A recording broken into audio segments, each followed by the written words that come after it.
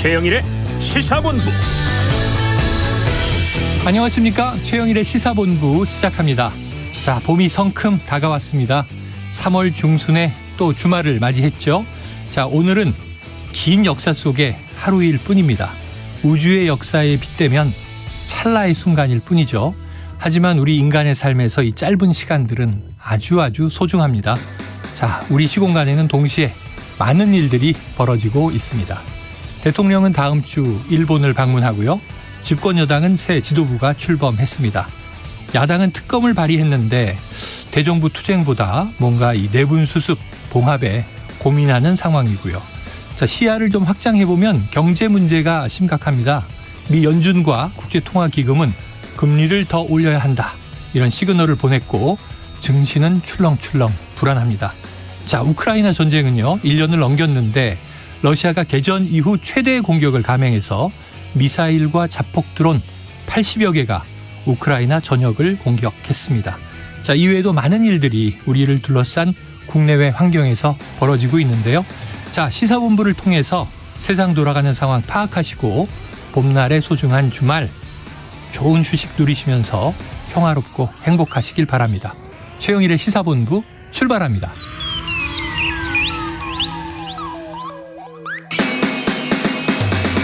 네, 1부에는요 오늘의 핵심 뉴스를 한입에 정리해드리는 한입뉴스 기다리고 있고요. 2부에는 화제의 인터넷 뉴스를 다뤄보는 스트릿 뉴스 파이터, 그리고 이 장윤선 기자의 주간 이슈, 끝으로는 스포츠 본부까지 만나보도록 하겠습니다. 자, 1부 마지막에 신청곡을 들려드리고 있는데요. 디저트송, 오늘 꼭 듣고 싶은 노래가 있으시면요 서슴지 말고 문자 샵 9730으로 자유롭게 신청해 주시기 바랍니다. 짧은 문자 50원, 긴 문자 100원이고요. 이 디저트송 선정되신 청취자께는 저희가 치킨 쿠폰을 보내드리고 있습니다. 오늘도 많은 참여 기다리겠습니다.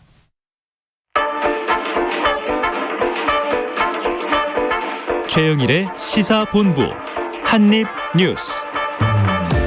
네, 오늘의 핵심 뉴스를 한입에 정리해드립니다. 한입뉴스 박정호 오마이뉴스 기자, 임경빈 시사평론가 나와 계십니다. 어서 오세요. 안녕하십니까. 자, 윤석열 대통령 다음 주 일본을 방문해서 기시다 후미오 총리와 정상회담을 한다. 어제 속보로 나왔죠? 그렇습니다. 다음 주 목요일 금요일인 16일 17일 1박 2일 일정이고요. 윤 대통령과 기시다 총리는 정상회담을 하고 만찬도 함께할 예정으로 전해졌습니다. 그러니까 지난해 5월 취임한 윤 대통령의 첫 방일 일정이 되겠고, 네. 한국 대통령으로는 2019년 6월 문재인 당시 대통령이 주요 20개국 그러니까 G20 정상회의 참석자 오사카를 찾은 이후 약 4년 만이라고 보시면 되겠습니다. 네네. 대통령 방문은 뭐 형식상 국빈 방문, 공식 방문, 실무 방문, 사적 방문 이렇게 나뉘는데, 네. 촉박한 일정을 고려해서 실무 방문 형식으로 가닥에 잡혔다, 이렇게 지금 알려지고 있는 상황이고요. 대통령실 얘기를 들어보면 이번 방문 12년간 중단됐던 한일 양자 정상교류가 재개되는 거다. 네. 한일 관계 개선과 발전에 중요한 이정표가 될 거다, 이렇게 강조를 했습니다. 그러니까 이 정례적으로 양국 정상이 상대국으로 오가는 이 정상 셔틀 외교, 이 복원 좀 공식화하는 모습으로 읽히거든요. 그래서 일본도 그 가능성을 얘기하고 있기 때문에 기시다 총리와 윤석열 대통령 이 양국 정상이 어떤 정도의 수준에서 셔틀 외교 복원 얘기를 할지, 네. 또 그동안 여러 가지 쌓여있는 현안에 대해서 어떤 입장을 정리할지 좀 봐야 될 것 같고요. 한편 김건희 여사도 이번 일정에 동행을 하는데 김 여사는 기시다 총리의 부인 기시다 유코 여사와 친교 행사를 진행할 걸로 알려지고 있습니다. 네, 자, 여기서 이제 중요한 대목, 네. 아까 잠깐 언급해 주셨지만 정부는 강제동원 해법을 발표했잖아요. 그렇습니다. 이어서 한일 정상회담이 열리는 건데, 자, 어떤 의제들이 중요하게 논의될까요? 그러니까 뭐 우리 정부 입장에서 봤을 때는 이제 일본 정부가 뭐 혹은 이제 뭐 이 기시다 후미오 총리가 이번에 우리가 했었던 강제 동원 이 배상 판결 관련 해법에 대해서 얼마만큼 성의 있는 대응을 해줄 것이냐. 네네. 이게 사실은 핵심입니다. 워낙에 국내에 이제 좋지 않은 여론을 뚫고 지금 강행을 한 해법이었기 때문에 일본이 형식적으로라도 성의 있는 조치를 해주지 않으면 윤석열 대통령 입장에서는 상당히 좀 그 여론의 부담을 더 크게 지을 수밖에 없는 상황이라서, 네. 그 부분을 부분을 좀 기대를 할 텐데요. 가장 좋은 건 아마도 이제 기시다 후미오 총리의 어떤 공식적인 사과 표명이라든지 네네. 유감 표명 정도 그리고 이제 일본 기업들이 어떤 식으로 이 재단에 이제 출연한다든지 뭐 이런 조치들이 나온다면 네. 우리 정부 입장에서는 최선이겠지만 지금 일본의 국내 상황이나 어떤 언론들의 어떤 전하는 얘기들을 봤을 때는 그런 정도의 대응이 나오기는 쉽지 않을 것 같다. 네, 네. 뭐 요미우리 신문을 비롯해서 이제 일본 언론들도 주문은 하고 있습니다만은 기대는 하고 있지 않은 그런 상황이 좀 이어지고 있고요. 워낙 또 기시다 후미오 정부의 지금 이제 지지율이 좋지 않은 상황이기 때문에 자민당 내부에서도 강한 반발이 있는 조치를 단행하기는 좀 쉽지 네. 않을 것 같다. 이렇게 보여지는데 그러면 그 외에는 어떤 주제들이 나올 가능성이 높으냐면 일본에서 학수고대하고 있는 게 한일 군사정보보호협정 지소미아의 네. 복원 문제입니다. 지금은 우리가 이제 연장 조치를 중단해 놓은 상태인데 네. 이게 이제 문재인 정부 이래로 이어져 오던 이 조치를 우리가 먼저 이제 철회하는 그래서 이제 사실상 이제 연장을 재개하는 방식으로 이루어질 가능성이 높고요. 뭐 그렇게 되면 이제 일본 입장에서는 그동안 그 북한의 미사일 발사에 대한 대응에서 정보가 제대로 수집이 안 되고 있다는 지적을 국내에서 굉장히 많이 받아왔는데 우리의 이제 미사일 관련된 정보를 빠른 시간 안에 받아볼 수 있기 때문에 기시다 후미오 총리 입장에서는 가장 좀 가시적인 성과를 얻어낼 수 있는 걸로 좀 꼽히고 있는 상황입니다. 그리고 이제 그 외에도 우리 입장에서는 또 이제 걱정이 되는 것이 일본이 후쿠시마 오염수 방류를 이제 눈앞에 두고 있기 때문에 뭐 사실상 이미 이제 관련 조치들을 시작을 한 상황이라서 여기에 대해서 또 성의 있는 조치를 우리 정부가 받아낼 수 있을 것이냐. 그리고 이번 뭐 강제동원 문제도 결국 이제 역사 왜곡 문제와 연결이 되어 있는 건데 일본의 사도강산 유네스코 등재 문제 여기서 이제 강제 동원, 강제 노역 문제들을 좀 빼버리고 메이지 유신 시대를 전후한 그때만 지금 이제 등재를 하겠다고 하는 거거든요. 이런 거를 이제 관철시킬 수 있을지 그리고 이제 군함도와 관련돼서도 유네스코에서 시정 조치를 요구를 했는데 지금 아직도 고치지 않고 있습니다. 이 부분을 지적해가지고 성과를 얻어낼 수 있을지. 어쨌든 윤석열 대통령 입장에서는 과제만 많고 성과는 내기 굉장히 어려운. 좀 쉽지 않은 회담이 될 걸로 보입니다. 미래지향으로 가겠다. 그러면 이제 이 한일 간의 관계가 조금은 좀 따뜻한 기류가 흘러야 하는데 독일 카셀 대학에서는 평화의 소녀상이 기습 8개월 만에 전격 철거됐다. 기습 철거됐다. 이런 얘기들이 또 있네요. 다음 이슈로 가보겠습니다. 자, 이게 오늘 좀 이 뜨거운 사건인데 이재명 민주당 대표의 경기지사 시절 초대 비서실장을 지낸 인물이 숨진 채 발견돼서 경찰들이 경위 조사에 나서고 있다고 하는데 지금 박 기자님 어떤 상황입니까? 네, 어제 오후 이 전 실장, 비서실장 성남집에서 숨져 있는 것을 아내가 발견해서 신고를 했는데요. 네. 당초 이제 전 씨 아내가 현관문이 잠겨서 열리지 않는다. 119에 신고를 했고 구급대원들이 문을 강제로 개방한 다음에 숨져 있는 전 씨를 발견해 경찰에 인계를 한 그런 상황입니다. 네. 전 씨 같은 경우는 이재명 대표의 성남시장 시절 비서실장 또 수정구청장 등을 지냈고 이 대표가 경기도지사에 당선된 다음에는 인수위원회 비서실장을 했어요. 그다음에 이 지사의 초대 비서실장에 임명이 돼서 그 직무를 수행을 했고 이어서 경기주택도시공사 GH 경영기획본부장으로 자리를 옮겼다가 이 이현욱 전 이 GH 사장의 사퇴 이후에 이 사장 직무대행을 맡았습니다. 그게 마지막 공직이었고요. 거기서 이제 나와서 어떻게 보면은 공직 이후의 삶을 살고 있었는데 경찰이 현장 정황 증거 등을 토대로 일단 전 씨가 극단적인 선택한 걸로 보고 있고 현장에 또 유서도 발견이 됐습니다. 그래서 사실은 이 전 씨가 언론에 노출된 적은 많지 않았죠. 그동안. 이번에 보신 분들이 많으실 텐데요. 사실 지난 1월에 수원지법에서 열린 이화영 전 경기도 평화부지사 이 특정범죄가중처벌법상 뇌물 정치자금법 위반 사건 공판에서 이름이 거론된 바는 있습니다. 이 재판 증인으로 나왔던 쌍방울 전 비서실장 A 씨가 지난 2019년 5월 이 경기도지사 그러니까 비서실장 이 전 씨가 김성태 회장 모친상에 조문을 왔다. 이때 그 당사자가 이 전 씨라는 거예요. 그러면서 이름이 좀 신문지상에 나오는 상황이었고 거기에 대해서 좀 힘들다는 얘기를 했다고 알려주고 있는데 어쨌든 지금 유서가 지금 발견돼서 거기에 대한 분석 또 이 사안이 어떻게 좀 진행이 된 건지 경찰이 수사를 하고 있습니다. 자, 이 사건 현장에 유서를 남겼고 극단적 선택으로 추정은 되는데 앞으로 조금 더 이제 정밀한 감식과 수사가 이루어지겠습니다만 혹시 유서의 일부 내용이 지금 보도되는 것 같아요. 임평론가님 어떻습니까? 그렇습니다. 오늘 오전에 이제 YTN 비롯해서 몇몇 업체들이 유서의 일부 내용들을 보도를 하고 있는데요. 지금 네. 뭐 알려지기로는 유가족들 같은 경우는 유서 공개를 강하게 좀 거부하고 있는데 네. 아마 뭐 현장 확인을 했던 뭐 경찰이나 뭐 이런 관계자들을 통해서 이제 기자들한테 이제 노출이 된 게 아닌가 싶습니다. 네네. 6쪽 분량, 노트 6쪽 분량의 유서라고 하고요. 남긴 유서 안에는 뭐 나는 일만 열심히 했을 뿐인데 검찰 수사 대상이 돼서 억울하다. 뭐 이런 내용이 들어있고 네네. 그리고 이제 일부 언론 보도에 따르면 이제 이재명 대표의 이름이 이제 거론되기도 했다. 유서 내용에 따르면 뭐 내려놓으시라 뭐 이런 식의 이제 내용이 들어있다는 얘기도 전해지고 있는데 실제 유서 내용을 유가족들이 공개하는 걸 원하지 않는 상황이기 때문에 관련된 내용을 이제 경찰들이 확인을 해주지 않고 있는 네. 지금 이제 그런 상황입니다.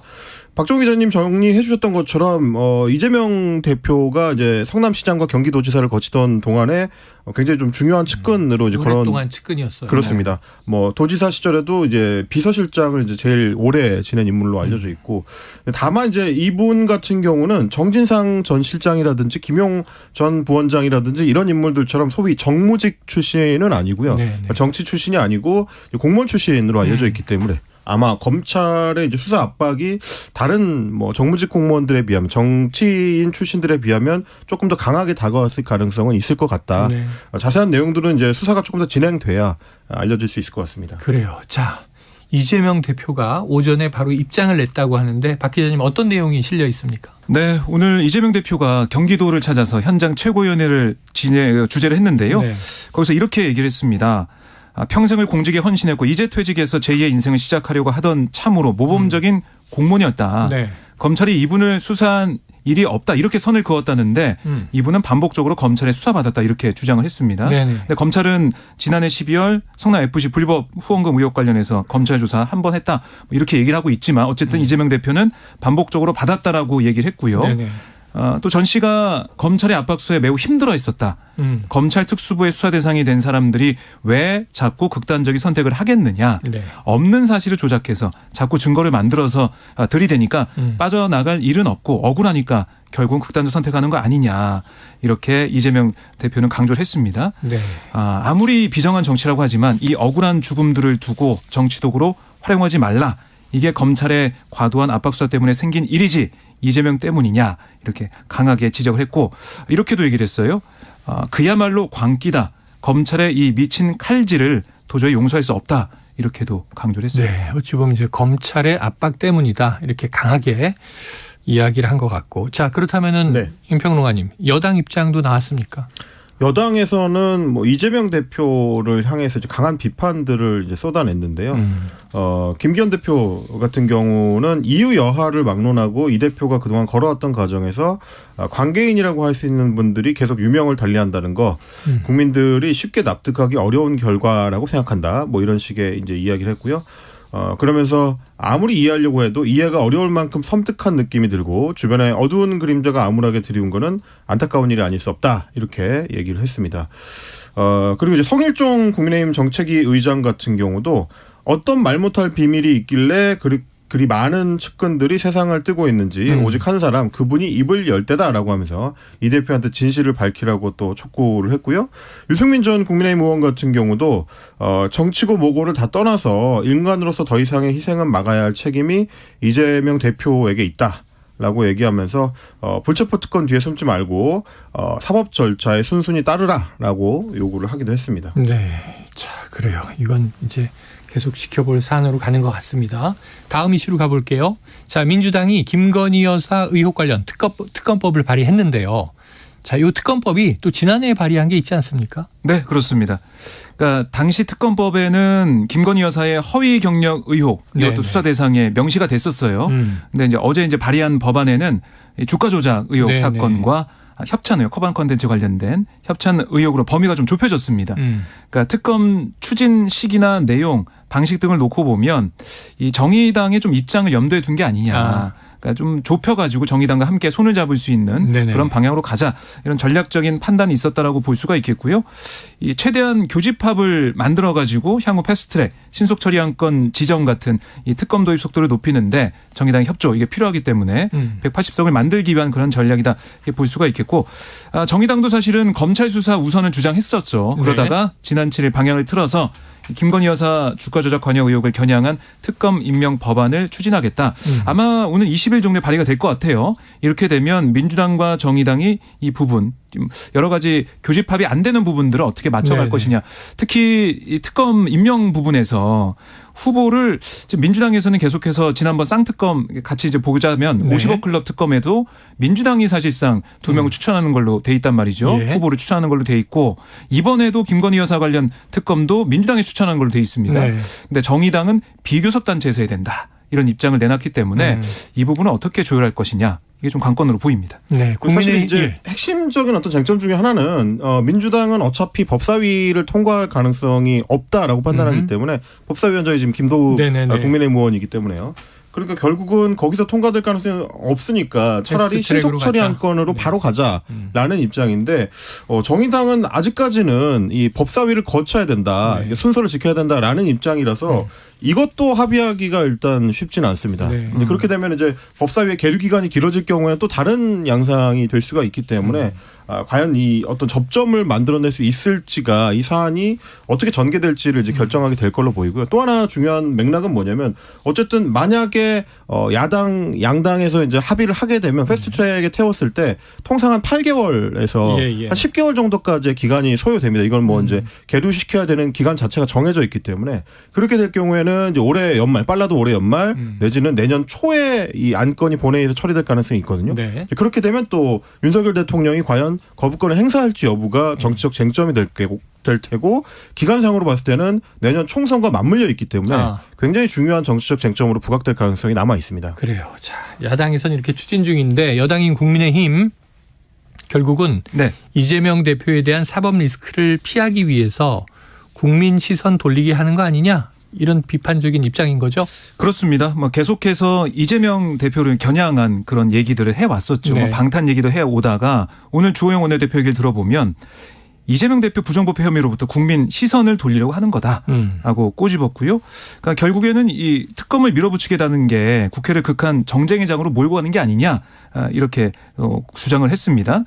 그러면서 하나하나 짚었는데요. 대장동 50억 클럽은 검찰이 지금 보완 수사를 하고 있고 김건희 여사 관련 의혹은 민주당 정권 시절에 그야말로 탈탈 털었는데 전혀 혐의를 발견하지 못한 사안 아니냐 이렇게도 지적을 했어요. 그러면서 지난 1년간 민주당의 지상 과제 이건 대선 불복과 이재명 방탄이었다. 그래서 입법부 기능 그러니까 국회 기능이 거의 마비가 됐고 국정과 국회가 유기적인 협력은커녕 발목 잡기라는 비판을 받았는데 여기에 대한 이런 민주당 행태에 대해서 국민의 엄정한 심판이 있을 거다라고 얘기를 했어요. 그러니까 내년 총선을 겨냥한 이런 발언인데요. 이 임경민 평론가가 얘기했듯이 지금 패스트트랙에 올린다고 하더라도 총선까지 가서야 결정이 되는 사안이니까 거부권을 행사하면 행사한 대로 아니면 특검을 시작하면 시작한 대로 총선에 영향을 주거든요. 그러다 보니까 국민의힘에서도 이거 총선용으로 지금 민주당이 이렇게 정치적으로 쓰는 거다라는 프레임으로 계속 맞서는 것 같습니다. 알겠습니다. 자, 김건희 여사의 도이치모터스 주가 조작 개입 의혹. 자, 지금 검찰이 수사하고 있어요. 그런데 그 수사 중인 검찰이 수사 대상이나 방식에 어떠한 제한도 두지 않겠다. 이런 입장을 밝혔다고 하는데 풀어서 설명해 주시죠. 너무 당연한 얘기라서 그 얘기를 뭐 굳이 설명할 필요가 있는가라는 뭐 검찰이 이제 본령이죠. 수사 대상이나 방식에 제한을 두지 않는 거는 당연히 범죄 혐의점이 있다면 그건 당연한 일인데 이 시점에 이 얘기를 밝힌 배경이 뭐냐에 좀 주목할 필요는 있을 것 같습니다. 서울중앙지검의 이제 해당 사건 수사팀 관계자가 얘기한 건데요. 도이치모터스 주가 조작 사건 의혹 규명을 위해서는 주가 조작 가담 혐의자에 대해서 매일 출석 조사를 진행하고 있다. 김건희 여사 출석 조사를 포함해서 수사 대상이나 방식에 어떠한 제한도 두지 않겠다라고 이야기를 했는데 그러니까 상황에 따라서는 김건희 여사 출석 조사를 할 수 있는 것처럼 지금 얘기를 하고 있습니다. 근데 이제 출석 조사를 하라고 야권에서 요구하고 그리고 시민단체들이 이제 고발 조치를 하고 한 지가 지금 꽤 오래됐기 때문에 게다가 뭐 저희가 몇 번 이제 브리핑을 통해서 전달해드렸다시피 도이치모터스 주가 조작 사건 관련해서는 이미 주요 용의자들은 1심 재판이 끝난 상황이거든요. 이런 것들을 봤을 때 지금 검찰이 더 시간을 끄는 게 무슨 의미가 있을까 싶은데 일단 검찰 측에서는 최근에 뭐 수사 인력을 더 이제 보강을 했고 사안의 실체를 규명할 계획이다. 분명히 말씀드린다. 다시 한번 또 강조를 하긴 했습니다. 아마도 특검 추진을 의식하고 네. 수사를 공정하게 진행하고 있다는 점을 다시 한번 강조하고 싶었던 것 같은데 말씀드렸다시피 이제 이 사안이 고발이 이루어진 지도 벌써 3년이 너무 됐고요. 시간이 오래 흐르고 있다. 그렇습니다. 예. 뭐 사안 자체가 이미 10년이 넘은 사안이기 때문에 신속하게 좀 결정을 해줘야 될 것 같고 그 결과에 따라서 정치권의 특검이 오히려 더 힘을 받을 수도 있기 때문에 네. 검찰은 좀 신중하게 판단하고 이제 알겠습니다. 수사를 해야 될 것 같습니다. 검찰의 수사 상황도 우리가 또 눈을 부릅뜨고 봐야 되겠죠. 자, 지금 12시 40분을 좀 넘긴 시간인데요. 금요일 점심시간 교통 상황 알아보고 가겠습니다. 교통정보센터의 유하영 리포터 나와주세요.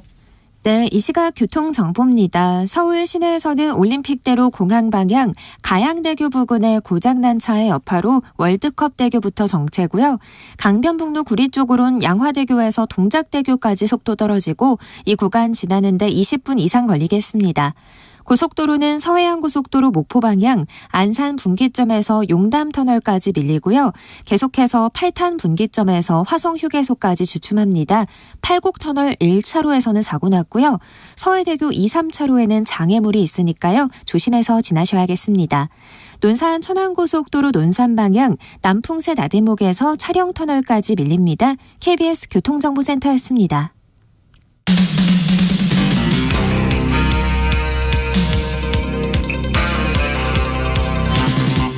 최영일의 시사본부.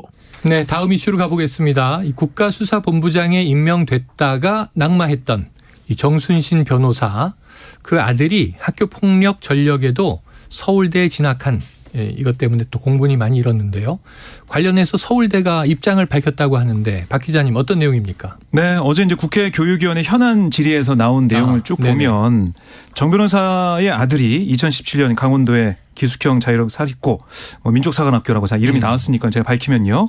여기서 동급생을 상대로 언어폭력을 가해서 강제 전학 처분을 받았죠. 2019년 2월 서울 반포구로 학교를 옮겼습니다. 네.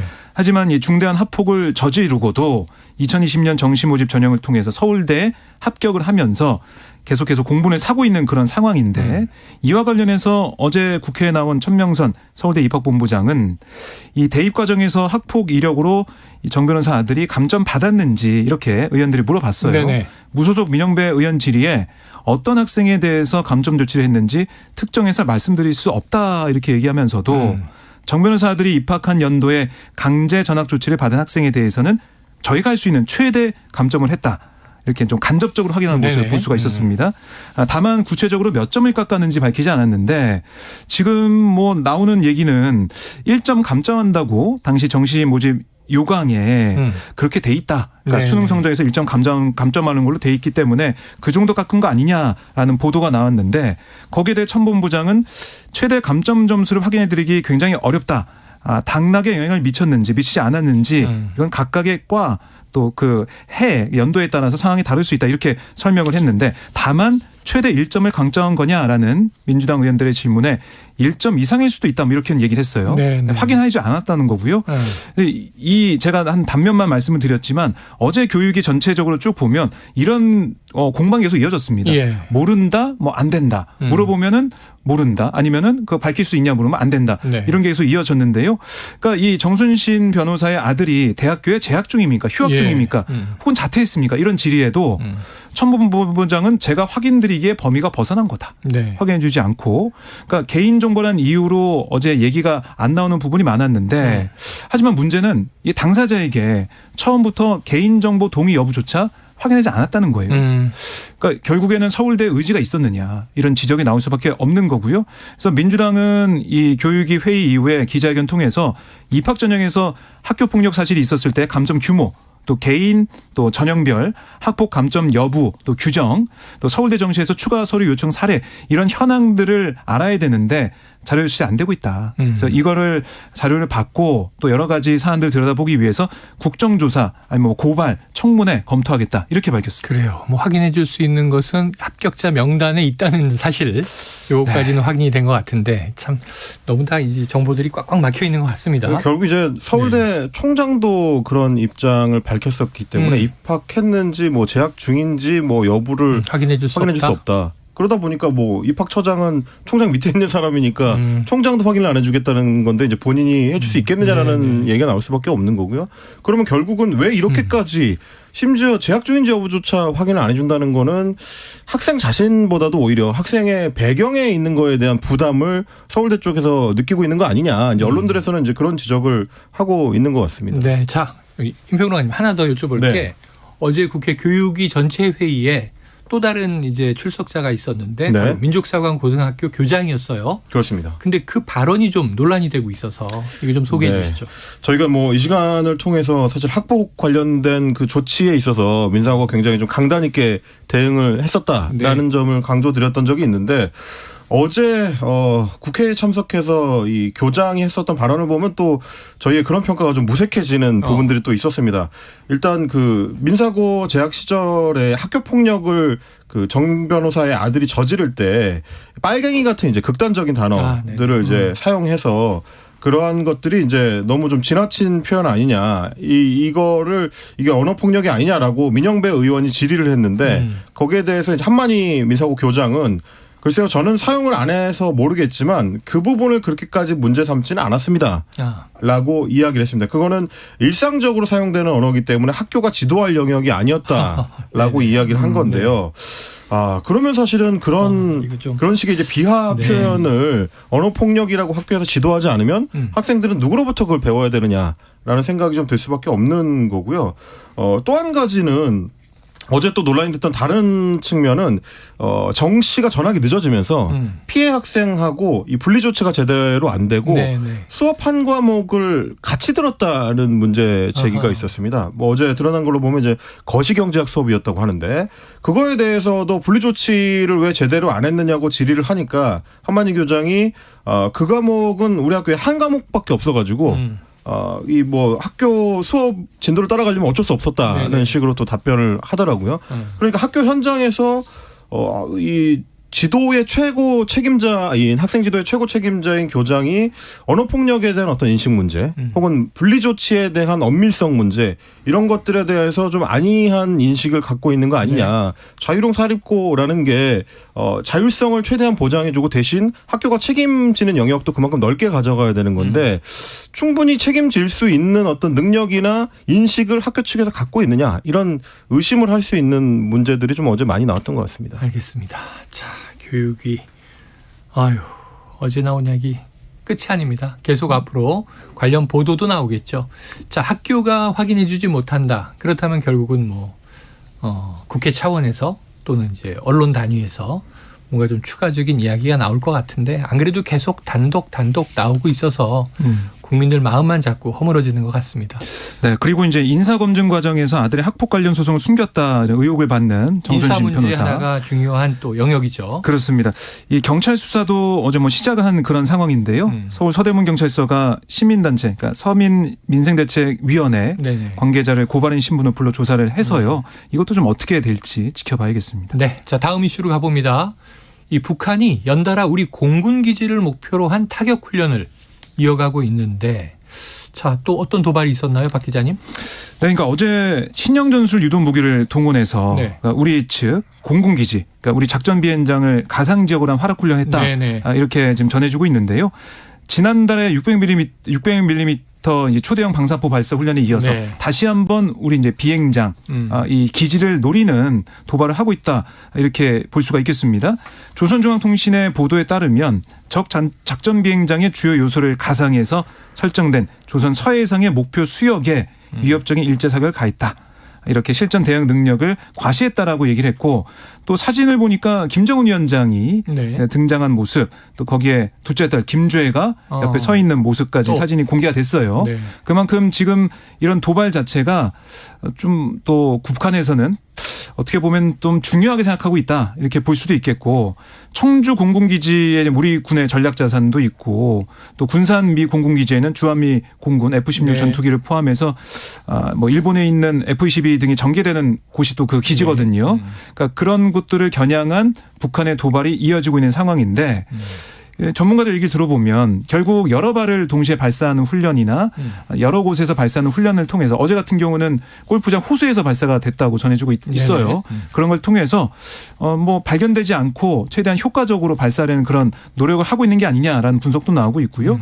그리고 이제 신형 전술 유도무기 여러 발을 저고도로 무더기에 발사할 경우에는 레이더상에 궤적이 겹쳐 보이는 그런 상황도 있을 수 있다는 겁니다. 그래서 초기 대응이 늦어질 수 있는 우려가 있기 때문에 여기에 대한 대응을 우리 군이 어떻게 할 것이냐 이것도 좀 관심을 갖고 지켜봐야겠습니다. 예, 지금 한미 간의 그동안 뭐 코로나 상황이라든가 2018년에 또 남북 간의 좀 화해 무드 때문에 중단됐었던 이제 기동 훈련이 올해부터는 아주 대대적으로 지금 이제 전개될 상황인데요.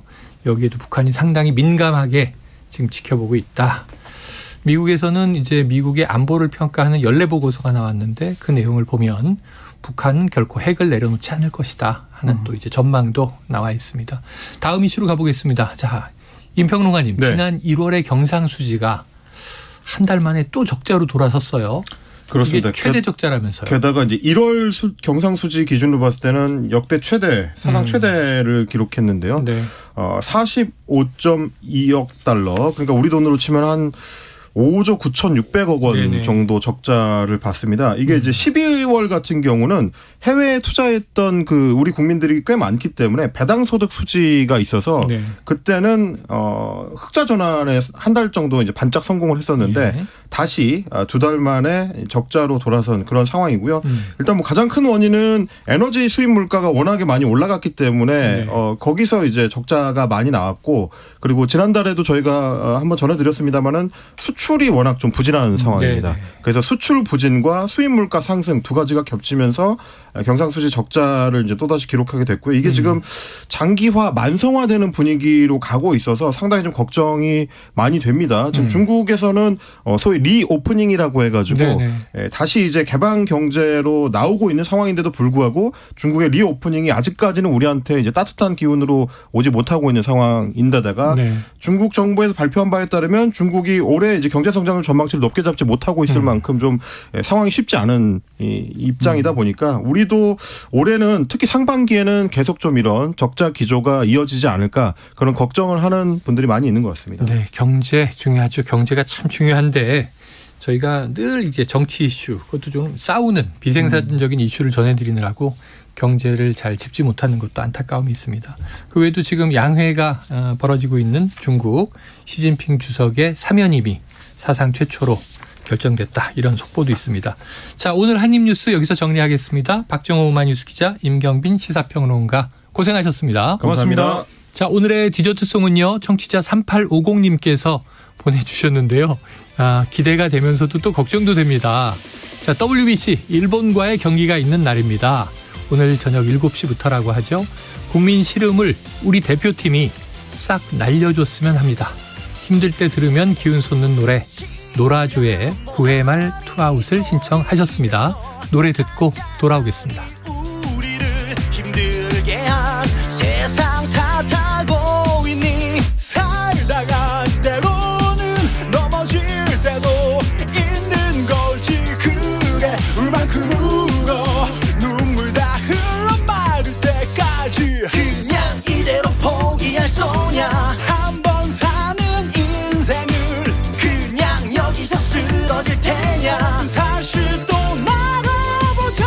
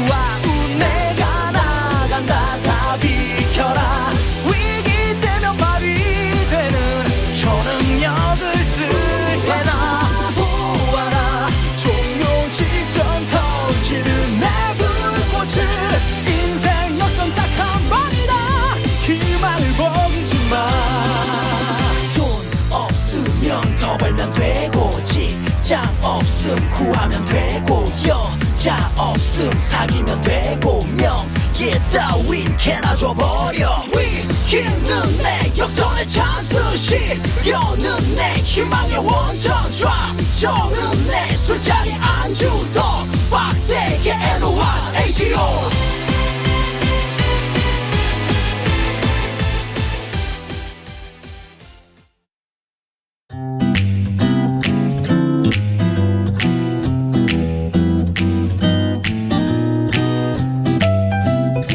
안녕하세요. 바른말 고운말입니다. 공공장소에서는 금연으로 돼 있는 곳이 점점 많아지고 있어서 담배를 피우는 입장에서는 불편한 점이 많을 겁니다. 하지만 담배가 여러 면으로 볼 때 우리 건강에 해로운 것은 분명하니까요. 서로를 위해서 금연 장소는 꼭 지키는 것이 필요하겠습니다. 담배를 피울 때 담뱃재를 떨거나 담뱃불을 끌 때 필요한 그릇이 있는데요. 이것을 재떨이라고 하는 분들도 있고 재털이라고 하는 경우도 있죠. 그렇다면 이 중에서 어떤 것이 올바른 표현일까요? 원래 동사 떨다와 털다는 같은 뜻을 가지기도 하고 또 서로 별개의 뜻을 가지기도 하는 단어입니다.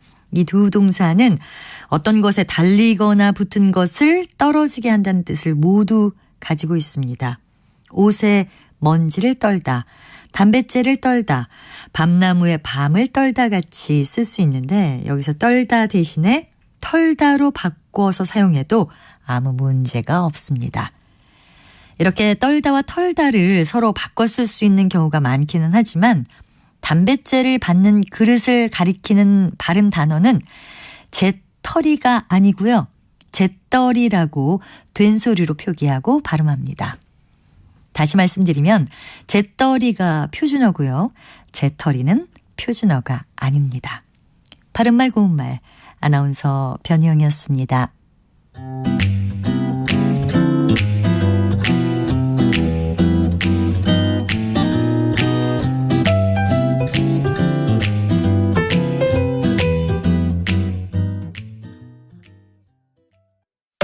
상대 얘기 중에서도 맞는 얘기가 있잖아요. 그러면 예, 거기까지 동감이 이루어졌으니까 그럼 또 요 다음 가시죠. 무슨 정반합 이렇게 가야 되거든요. 이기고 지는 걸 떠나서 좋은 결론을 도출해내셨으면 좋겠어요. 선 넘지 않는 그런 토론. 별로 의미는 없을 것 같아도 그래도 그런 자리가 자꾸 있어야 뭐가 변화가 있을 것 같아요. 그렇게 하다가 보면 뭐라도 뭐 하나 얻어 걸리는 게 있겠죠. 시민 논객 여러분을 기다립니다. 평일 저녁 7시 20분 KBS 열린 토론.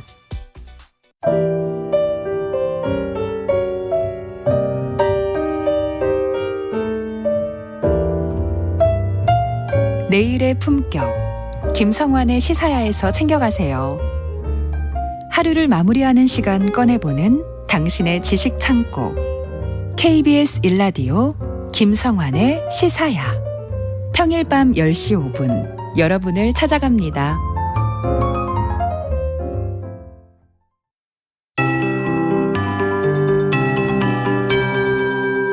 KBS 58분 날씨.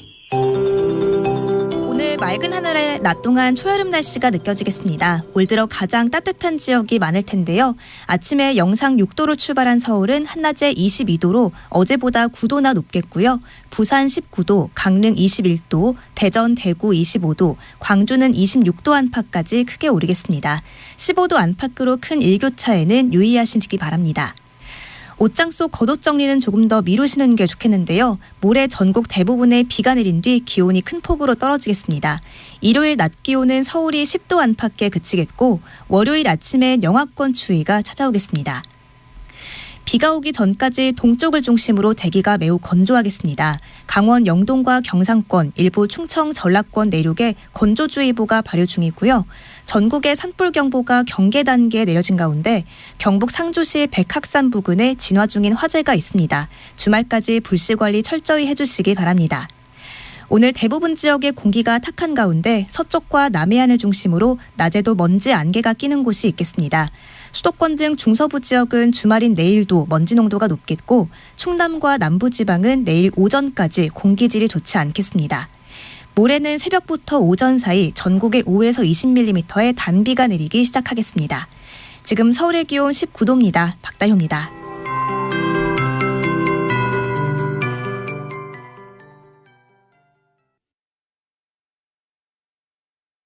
정성을 다하는 국민의 방송 KBS가 한시를 알려드립니다. AM 711kHz, FM 97.3MHz, KBS 1라디오입니다. HLKA.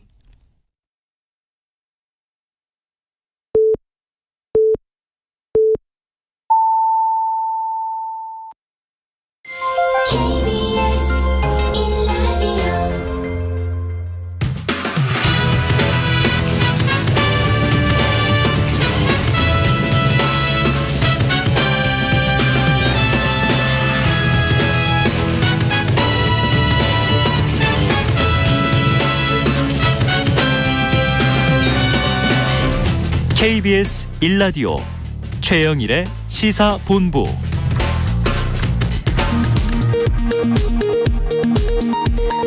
이 시각 라디오 정보센터 뉴스입니다. 1월 경상수지가 수출 부진 등의 영향으로 한 달 만에 다시 적자로 돌아섰습니다.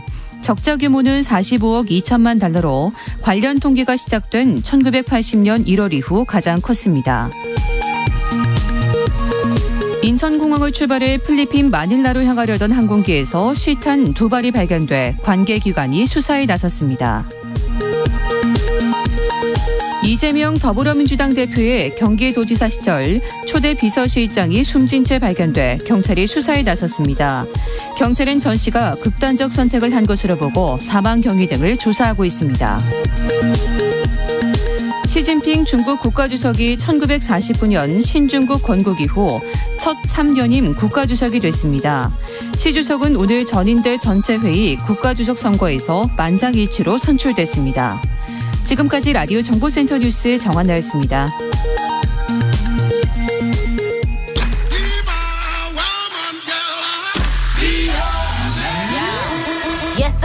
네, 인터넷에서 화제가 된 뉴스를 다뤄보는 스트릿 뉴스 파이터 시간입니다. 오늘은 조현정 시사평론가와 함께하겠습니다. 어서 오세요. 네, 안녕하세요. 자, 노동계에서 주 69시간제가 도입된다 이 소식이 이제 전해지면서 여론이 들썩들썩하고 있는데요. 그런데 이 주 69시간제를 미리 예행 연습을 하자. 이렇게 말한 사장님이 있어요. 굉장히 발빠르게 움직이고 있는 업체인데요. 문매를 맞았다면서요. 네. 한 온라인 커뮤니티에 이 69시간 예행 연습한다고 함이라는 제목의 글이 올라왔습니다. 그러니까 직원인 거죠. 네네. 글쓴이 A씨는 경북의 한 제조 공장에서 근무를 하고 있는데요. A씨에 따르면 주 69시간제 도입 속보가 나오자마자 A씨가 다니는 공장의 현장 반장, 사장이 주 69시간에 플러스 추가 잔업에 예행 연습을 시행하겠다라고 공지를 했습니다. 이게 그냥 농담이 아니고 농담이 회사에서 아니고 공지를 한 거군요. 공지도 하고 실행도 했습니다. 실행도? 네. 그 이유는 갑자기 일 많이 하면 병나니까. 아이고. 라는 거였고요. 이거 뭐 수영하기 전에 체조시키는 격인가요?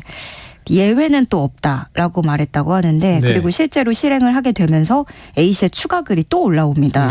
출근 시간이 기존 8시였던 게 7시로 앞당겨졌다고 하고요. 또 이번 주 저녁은 준비를 못하니 퇴근하고 늦게 밥 먹으라고 했다. 휴대전화를 걷는 것까지 검토하고 있다라는 내용입니다. 그러니까 갑자기 근무 시간 늘리니까 직원들이 피곤해져서 일에는 집중 안 하고 휴대전화만 할 수 있기 때문에 휴대전화를 아예 압수해서 걷어버리겠다라는 거예요. 그래서 10년 차인 다른 직원이 이미 항의를 또 했다고 합니다. 뉴스를 보니까 일할 만큼 몰아서 쉴 수 있게 해준다고 하는데 예행 연습하는 거면은 그것도 해야 되지 않겠느냐라고 말을 했더니 사장은 대뜸 사회가 애들 놀이터냐. 나라가 일할 수 있게 배려해 줬으면 수능해야지. 놀 생각부터 하느냐. 이렇게 면박을 줬다고 합니다. 그래서 글쓴이 A씨는 이런 설명을 다 하고 회사가 잘못된 걸 알아도 고등학교 졸업하고 자격증 없이 일한 지 10년 차라 어디로 도망갈 수도 없다. 우리 주변 공장에는 고졸이 수두룩한데 우리는 국민도 아니냐 하면서 분통을 터뜨렸습니다. 그러면서 옆 공장 사장은 맨날 놀러와서 예전에 임금으로 신고당한 일을 무용담처럼 풀어놓는다. 이렇게도 토로했습니다. 이 소식이 전해지자 누리꾼들은 K중소 수준 레전드다. 이 중소기업을 비하하는 단어를 썼고요. 저런 기업은 노동부에 신고해서 참교육해야 한다. 애 낳을 환경을 유리하게 늘려도 모자랄 판에 더 나락으로 이끌고 있다라는 불만들을 토로했고요. 또 일부는 놀랍게도 우리 회사는 이미 하고 있다 하는 분들도 더러 보였습니다. 자, 이게 이 시점에 하면 또 불법입니다. 바뀌는 것이 이제 시행되기 시작하고 해야 되는데 지금 이 69시간제는 또 국회 논의도 지금 앞두고 있고요. 일단 정부안이 발표된 거죠. 일전에는 이제 이 자문위에서 이런 내용을 권고했고 정부가 이걸 받아서 이제 이렇게 가겠다라고 지금 정책적 방침을 정했고 그 다음에 이제 또 국회 논의가 있은 후에 제도화가 돼야 되는 건데 이렇게 되면 이제 벌써 부작용이 눈에 보이네요. 그렇습니다. 이 사례가 딱 단면을 보여주는 것 같아요. 일단은 명확한 건 지금은 불법이다. 네. 자, 이렇게 하시면 안 되고 이제 노사 합의를 거치게 돼 있습니다. 노조가 없는 직장이라 하더라도 그래서 이런 또 절차적인 정당성 함께 기업들이 지켜나가기를 기대해 보고요. 장시간 노동을 하고 퇴근하고 집에 가서 저녁 먹으세요. 그러면 7시 지금 출근한 분이 만약에 뭐 한 7시, 8시 퇴근해서 집에 가서 9시에 밥 먹고 씻고 자면 이 건강을 어떻게 버틸 수 있을까요? 이런 걱정이 됩니다. 다음 이슈로 가보죠. 공동주택에서의 층간소음 문제 오래된 일입니다. 대책 없는 그야말로 물소음 분쟁으로 갑론을박이 펼쳐지고 있다고 하는데요. 자, 이게 물소음? 그럼 물을 사용하면 소음이 날 수 있겠죠. 그럼 물을 쓰지 말라는 건가? 이게 어떻게 되는 얘기입니까? 그러니까 샤워하고 세탁기 돌리고 변기 내릴 때 그 물 때문에 발생하는 소음 그걸 말하는 겁니다. 그 있죠. 네, 그러니까 뭐 세탁기 같은 경우는 되도록이면 뭐 밤늦게는 안 돌리려고 하는 분들도 계시고. 그건 에티켓인 것 같고요. 좀 그런 분위기이긴 한데 문제는 이제 밤늦게 화장실이 급할 때, 아니면 늦게 출근하거나. 퇴근할 때 샤워해야 되는데 자정쯤 샤워한다. 새벽에 한다. 그런 게 이제 문제가 되고 있는 건데요. 한 온라인 커뮤니티에 올라온 글이 불을 지폈습니다. A씨는 4층짜리 빌라에 살고 있는데 어느 날 아랫집 주민이 항의를 한 거예요. A씨 집에서 사용한 물이 배관을 타고 내려가는 소리 때문에 본인이 생활하기 너무 불편하다라는 항의였어요. 소리가 나긴 나겠죠. 네. 근데 그러면서 이제는 명확하게 좀 구체적으로 요구를 한 건데 샤워는 이틀에 한 번만 해달라. 밤늦게 양치나 세수는 하지 말아달라. 등의 요구를 했고요. 또 A씨가 물소음을 줄이지 않는다면 자신도 물소리를 내서 시끄럽게 하겠다라면서 보복 소음을 예고했습니다. 그래서 A씨는 글을 쓰면서 이제 공동주택에 살면서 물도 마음대로 못 쓰냐 하면서 토로를 한 거죠. 이게 지금 갑론을박의 고민이네요. 그래서 그러면 이거를 누군가가 제3자라든가 법적으로 중재를 할 수 있을까 보면은 물소리는 층간소음에 해당하지 않는다고 합니다. 그래요? 환경부와 국토부가 제정한 규칙에도 제2조에 욕실, 화장실 및 다용도실 등에서 급수, 배수로 인해 발생하는 소음은 층간소음 범위에서 제외된다. 라고 명시가 돼 있거든요. 그래서 이미 정부도 그전부터 물소음에 대한 민원을 숱하게 받았지만 환경부 측은 이 배관 시설은 건물 시공 단계에서 정해진 구조여서 조정을 통해 해결하기 어렵다라는 입장입니다. 결국에는 그 입주민들이 조금씩 이해를 해야 되는 상황인 건데 누리꾼들 반응을 보면은요. 어떻게 집에서 대소변도 마음대로 못 누냐. 새벽에 아플 수도 있지 않냐. 신경 쓰지 말고 자유롭게 사용해라. 그런 게 싫은 사람이 단독주택 가면 될 게 아니냐.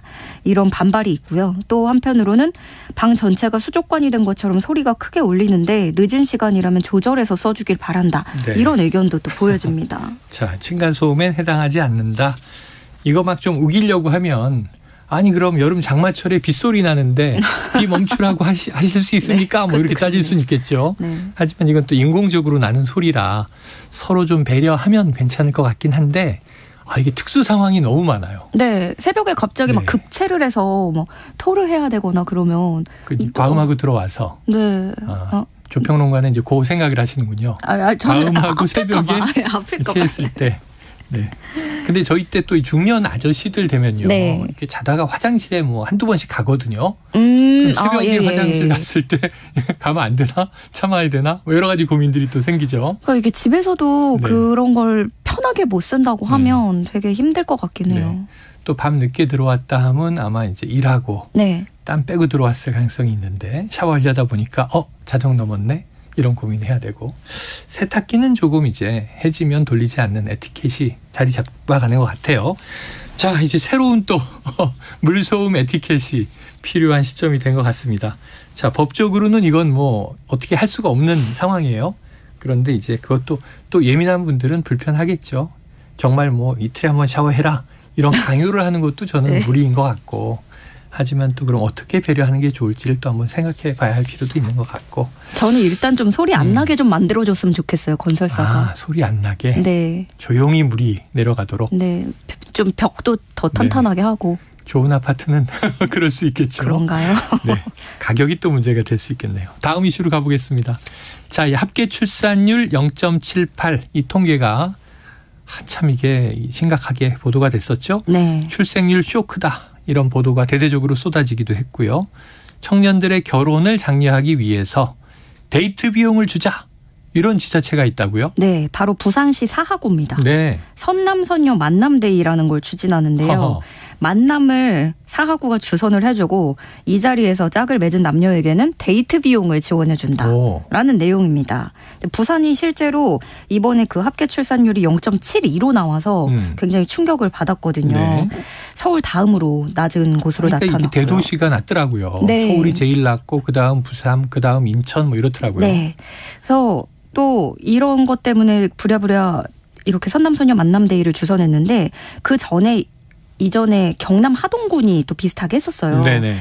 지난해 7월부터 AI를 활용해서 네? AI 맞섬 다방이라는 걸 하고 있습니다. 그래요? 그러니까 회원 가입을 한 후에 160개 문항에 내가 답을 하면 네. AI가 내 성향을 분석하고 회원들 중에 알맞은 상대를 이렇게 추천해주는 잘 방식이에요. 맞는 상대를 네. AI가 추천한다. 네. 재밌네요. 괜찮은 것 같더라고요. 지금 300여 명이 가입했다고 하고요. 그 밖에도 대구 달서구는 2030 솔로 탈출 결혼 원정대, 전북 김제시에서는 지평선 오작교 프로젝트 프랜썸 데이라는 만남 주선 네네. 행사를 열고 있습니다. 이름들부터 굉장히 기합이 엄청 들어가 있는 걸 느낄 수 있는데요. 이 소식에 재밌겠다는 반응과 함께 부정적인 반응도 나옵니다. 특히 먹튀 우려가 나오고 있어요. 저도 그 생각 바로 했어요. 네, 그러니까 만남 데이에 아는 사람끼리 네. 미리 짜고 가가지고 모르는 척하고 우리가 짝이 됐습니다 네, 하고 커플 됐습니다. 데이트 비용 주세요 하고 그 돈을 반씩 받아가요. 나눠서 네. 그냥 볼일 보고 그리고 또 그 지자체마다 너도나도 늘리고 있는 출산지원금이 있잖아요. 네네. 이에 대한 지적도 꾸준히 나오고 있습니다. 가령 그러니까 지방에서 아이를 낳고 돈을 받은 후에 또 대도시로 유출되는 인구들 이런 것들은 네, 어떻게 할 것이냐라는 우려들이 계속해서 나오고 있는 것 같아요. 일종의 원정 출산이에요. 가장 출산 장려금 많이 주는 지자체에 네. 가서 출산을 한 다음에 그리고 다른 지역으로 또 이사를 가버린다. 역원정 출산되네요. 그렇네요.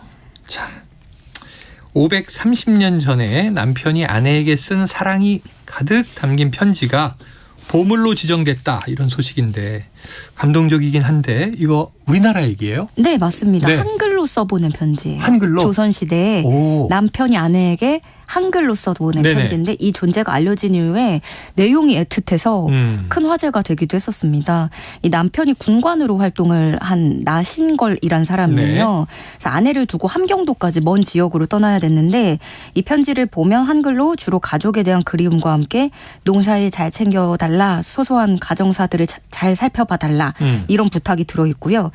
그리고 분과 바늘 6개를 사서 보내네. 어머니와 아기를 모시고 다 잘 계시소. 논밭은 다 소작 주고 당신은 힘드니 농사 짓지 마소. 로맨틱하지 않나요? 야, 조선시대 같지 않은 느낌이네요. 네, 굉장히 로맨틱해서 네. 뭔가 구구절절 따스함이 느껴졌는데 네. 게다가 이 시절에 저 멀리까지 가서 분과 바늘을 구해서 사서 보내는 게 되게 네네. 어려운 일이었다고 해요.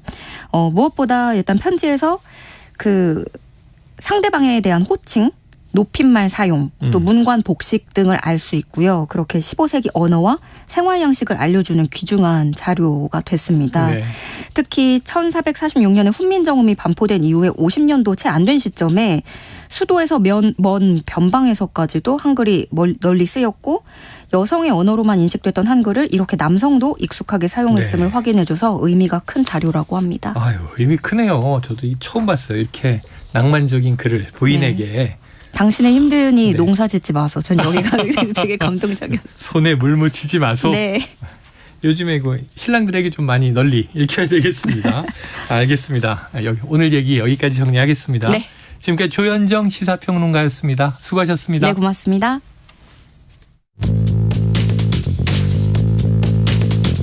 최영일의 시사본부는 여러분과 함께합니다. 짧은 문자 50원, 긴 문자 100원이 드는 샵 9730 라디오 어플 콩과 유튜브는 무료로 참여하실 수 있습니다.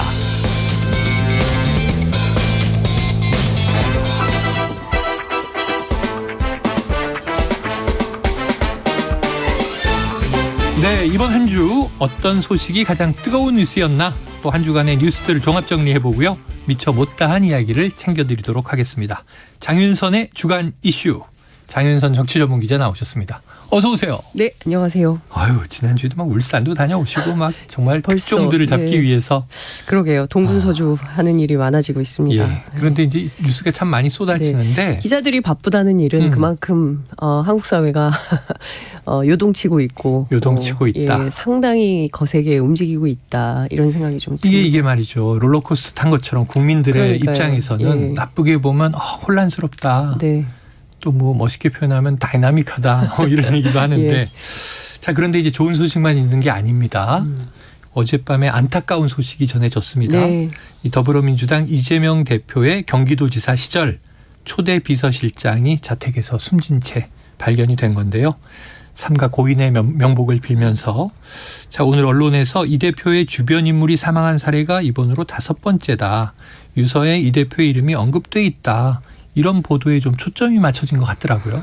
예, 그렇긴 한데 이제 관련해서 이제 오늘 아침에 제가 성남, 경기도 이제 주변에 이제 취재를 쭉 해봤더니요. 이제 일단 고인이 된 전무 전 실장에 대한 평가가 아주 좋더라고요. 네네. 그러니까 굉장히 충직하고 이제 선량한 분이었다라는 평가가 있고요. 그 경기도의회 같은 경우는 정말 충격이다. 그러니까 이분이 과거에 일하는 스타일이 어떤 스타일이었냐면 어떤 민원이 들어오면 그러니까 굉장히 이제 꼼꼼하게 상황을 이제 핸들링 하고 그 다음에 이제 어떤 민원의 현장이 생기면 본인이 직접 가보고 뭐 이런 식이었다는 거예요. 그래서 그 주변에서 굉장히 존경받는 그런 공무원 출신. 그러니까 뭐 정치권에서 이렇게 온 분이 아니라 이분은 이제 성남시 공무원으로 출발해서 그리고 이제 이재명 대표가 상당히 신뢰하는 뭐 정진상 비서실장 옛날에 정진상 정무실장도 뭐 선배라고 부를 정도로 굉장히 가깝게 지내던 그런 멤버였던 것 같고요. 어떤 분은 이런 표현을 하더라고요. 이재명 대표에게 가장 총애받던 공직자였다. 뭐 이렇게 얘기를 하기도 했는데요. 전반적인 분위기는 검찰 수사에 대한 압박이 너무 커서 이분이 그거에 대한 부담이나 스트레스 때문에 이런 선택을 한 것이 아닌가 너무나 안타깝다라는 말씀들을 하고 계시고요. 앞서 이제 그 뉴스 브리핑에서도 설명을 해드렸지만 오늘 아침에 이제 경기도에 가서 이재명 대표가 이제 현장 최고위를 하면서 마지막에 그 관련된 발언을 하면서 이제 비통한 마음을 전하고 또 울먹울먹하기도 하고 또 울지 마세요 막 이런 댓글들도 많이 달리고 이제 이렇게 했었는데요. 오늘 일정상 뭐 저녁에나 조문을 갈 수 있을 거라고 했는데 제가 방금 전에 확인한 보도를 보니까 오후 일정을 취소하고 바로 조문을 하러 간다는 것 같습니다. 이제 그 정도로 이재명 대표하고는 굉장히 가까웠던 분이고 그리고 여러 가지 뭐 이제 언론에서도 나오고 있지만 다양한 일들을 이재명 대표하고 함께 고민하고 모색했던 그런 공직자였다 이런 평가가 가능할 것 같습니다. 예, 이 대표도 뭐 그런 얘기를 많이 했어요. 오늘 뭐 얘기했지만 이제 핵심적으로는 윤석열 대통령에 대한 정조준을 또 했습니다. 윤석열, 그러니까 그 검찰 특수부를 겨냥하면서 윤석열 대통령, 그러니까 윤석열식 수사 방식이라는 표현을 좀 쓰면서 이것은 사냥이다. 목표물을 정하고 잡힐 때까지 멈추지 않는다. 이제 이런 표현을 하면서 정말 이 광기를 용서할 수가 없다. 이제 이런 주장을 하기도 했는데요. 저는 이제 덧붙여서 우리 언론이 이 어떤 한 분의 죽음을 보도하면서 이런 뭐 정치와 연관되기도 하지만 어떤 막 이제 뭐 이렇게 엿보고 막 이런 방식으로 보도할 것이 아니라 이 죽음의 어떤 뭐 실체도 중요하지만 그러니까 뭐 과도하게 막 이렇게 유족들을 자극하거나 막 유서를 공개하지 말라고 하는데 끝내 공개하거나 이것이 공익과 어떤 관련이 있는 건지 이런 것도 좀 생각해 보면 좋겠다는 생각이 좀 들었습니다. 네, 알겠습니다. 자, 이재명 대표 검찰의 조작과 압박이 얼마나 힘들었겠나. 억울한 죽음을 정치 도구로 활용하지 말라 이런 입장을 냈어요. 유족은 유서의 내용을 공개하지 않겠다 이런 방침을 좀 있고. 맞습니다. 어쨌든 정치적인 파장은 커지겠죠. 예, 앞으로 계속 커질 것 같고 무엇보다 이제 그 유서 가운데 이제 이재명 대표를 향해서 이제 정치를 그만 내려놓으시라. 이제 더 이상의 희생은 없어야 되는 거 아니냐. 이제 이런 얘기를 하기도 했는데요.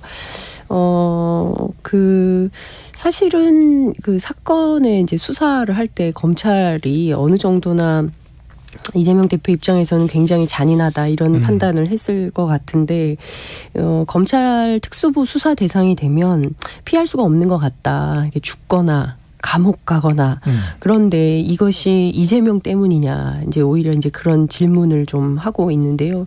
이런 분들이 수사를 계속 당하는 게 제 잘못입니까? 이렇게 이제 오히려 반문을 했습니다. 그런데 여당인 국민의힘에서는 그게 이재명 대표 때문이라고 규정을 하는 것이고 검찰도 마찬가지고 그리고 또 반대로 민주당이나 이재명 대표 측은 검찰의 무리한 수사 때문인 것이지 먼지 털듯이 모든 주변에 이재명 대표와 관련된 모든 주변의 사람들을 다 먼지 털듯이 탈탈탈탈 털면서 생기는 문제지 이게 이재명 개인의 문제냐라면서 상당한 억울함을 이제 토로하기도 하는데요. 그에 대해서 이제 국민들이 판단할 대목도 좀 있지 않나 싶습니다. 그래요. 일각에서는 그런 얘기도 나와요. 이재명 대표 스스로 내 탓이다라고 얘기를 하면 오히려 주변에서 이것은 이재명 탓이 아니다라고 하면서 같이 싸워줄 텐데 이재명 대표 스스로 내 탓보다는 검찰 탓이다라는 것을 강조하면서 오히려 고립된 싸움을 하게 되는 것은 아닌지 이런 부분들도 좀 살펴볼 필요가 있다라고 주변 측근들이 얘기하기도 합니다. 네. 좀 심오하죠. 예. 그런데 또 그게 다르게도 또 이제 전개될 수 있기 때문에 예. 이게 참 어렵습니다. 어쨌든 안타까운 또 성실하고 강직하게 일한 공무원이 이렇게 정말 안타깝게 타계하는 모습은 더 보지 않았으면 좋겠다 이런 생각이 들고요. 네, 사실 아직은 굉장히 좀 연세가 있으시지만 그래도 아직은 굉장히 젊은 분이라고 할 수 있죠. 60대니까요. 그래서 가족들 입장에서는 정말 가족이 다 무너져 내렸다라는 표현도 나오기도 하는데요. 굉장히 힘들 것 같습니다. 그래요. 자, 다음 뉴스로 넘어가 보겠습니다. 자, 요거 장 기자님께 여쭤볼 게 참 많았어요. 네. 지난 수요일에 있었고 맞아요. 예. 어제 결과들을 쭉 전해드리고 그랬는데 자, 역대 최고 투표율 55.1%. 전당대회에서 당대표와 지도부 최고위원들을 선출하는데 이렇게 높은 이제 투표율은 처음이었다. 자, 김기현 신임 당대표가 52.93%로 과반 득표에 성공을 했고 결선 투표 없이 막을 내렸습니다. 네. 지난 몇 달 동안 참 많은 얘기들을 해왔잖아요. 그렇습니다. 총평을 한번 해주시죠. 변수가 굉장히 많은 선거였어요. 변수가 많았다. 변수가 많았고 특히 이제 처음부터 이제 이준석 대표, 그러니까 우리가 복기를 좀 해보면 이준석 대표가 당에서 이제 쫓겨나다시피 물러나고 그리고 징계를 나서 받으면서. 그렇죠. 징계 받으면서 이제 거의 벌써 1년이 된 사안이 그러네요. 되는 겁니다. 예, 그러니까 복귀를 좀 해볼 필요 잊었지만 좀 복귀해볼 필요가 있는데 왜 조기 전당대회가 발생했는가? 예. 이준석 대표가 징계받으면서 사실은 이제 전당대회를 하지 않을 수 없는 상황이 됐고 비대위 체제로 갔고 그러면서 누군가를 출마하지 못하도록 하는 룰을 막 바꾸고 유승민, 나경원 불출마 뭐 이게 이런 등등의 이제 그 몇 가지 장면들을 좀 우리가 기억을 해볼 필요가 있는데요. 결국 이렇게 보면 그 전반적으로 보면 윤석열 대통령의 당 장악 시나리오의 일환이 아니었냐. 결국은 윤심에 의한 윤심을 위한 윤심의 선거였다. 이런 평가가 가능할 것 같고요. 제가 취재를 해보니까 김기현 후보가 결국 당대표로 승리의 월계관을 거머쥐었지만 당내에서 이번 전당대회를 김기현 개인의 승리로 인식하는 분들은 많지 않습니다. 그런 얘기를 하더라고요. 예, 이것은 김기현의 승리라고 보기는 어렵다. 왜냐하면 윤석열 대통령 입장에서 보면 인지도가 매우 낮은 4%짜리 후보를 결국은 50%, 52. 몇 %죠? 52.93%의 지지율로 만들어준 그런 선거 아니냐. 결국은 윤석열 대통령이나 뭐 예컨대 뭐 김장연대, 김나연대 이런 연대가 아니었다면 김기현이라는 정치인이 대표가 될 수 있겠냐. 결국은 낙점을 받아서 대표로 당선된 이런 과정을 주목해야 된다. 이제 이런 얘기를 하고 있습니다. 전반적으로 전반적으로는 윤심의 기획선거였다 이런 평가를 국민의힘 내부에서 하고 있고요. 그러면 앞으로 독자 생존이 가능하겠냐? 꼭 그렇진 않을 거다. 이런 아주 날카로운 그리고 냉혹한 평가들이 나오고 있습니다. 실제로 자율성이 별로 없을 것이다. 그러니까 김기현 대표가 스스로 결정해서 판단해서 집행하는 이런 방식이 되기보다는 윤심을 이행하는 대행기구 정도로 지도부가 자리매김하게 될 거다. 이런 전망이 매우 우세했습니다. 네. 그동안의 과정과 앞으로의 전망까지 함께 해주셨는데요.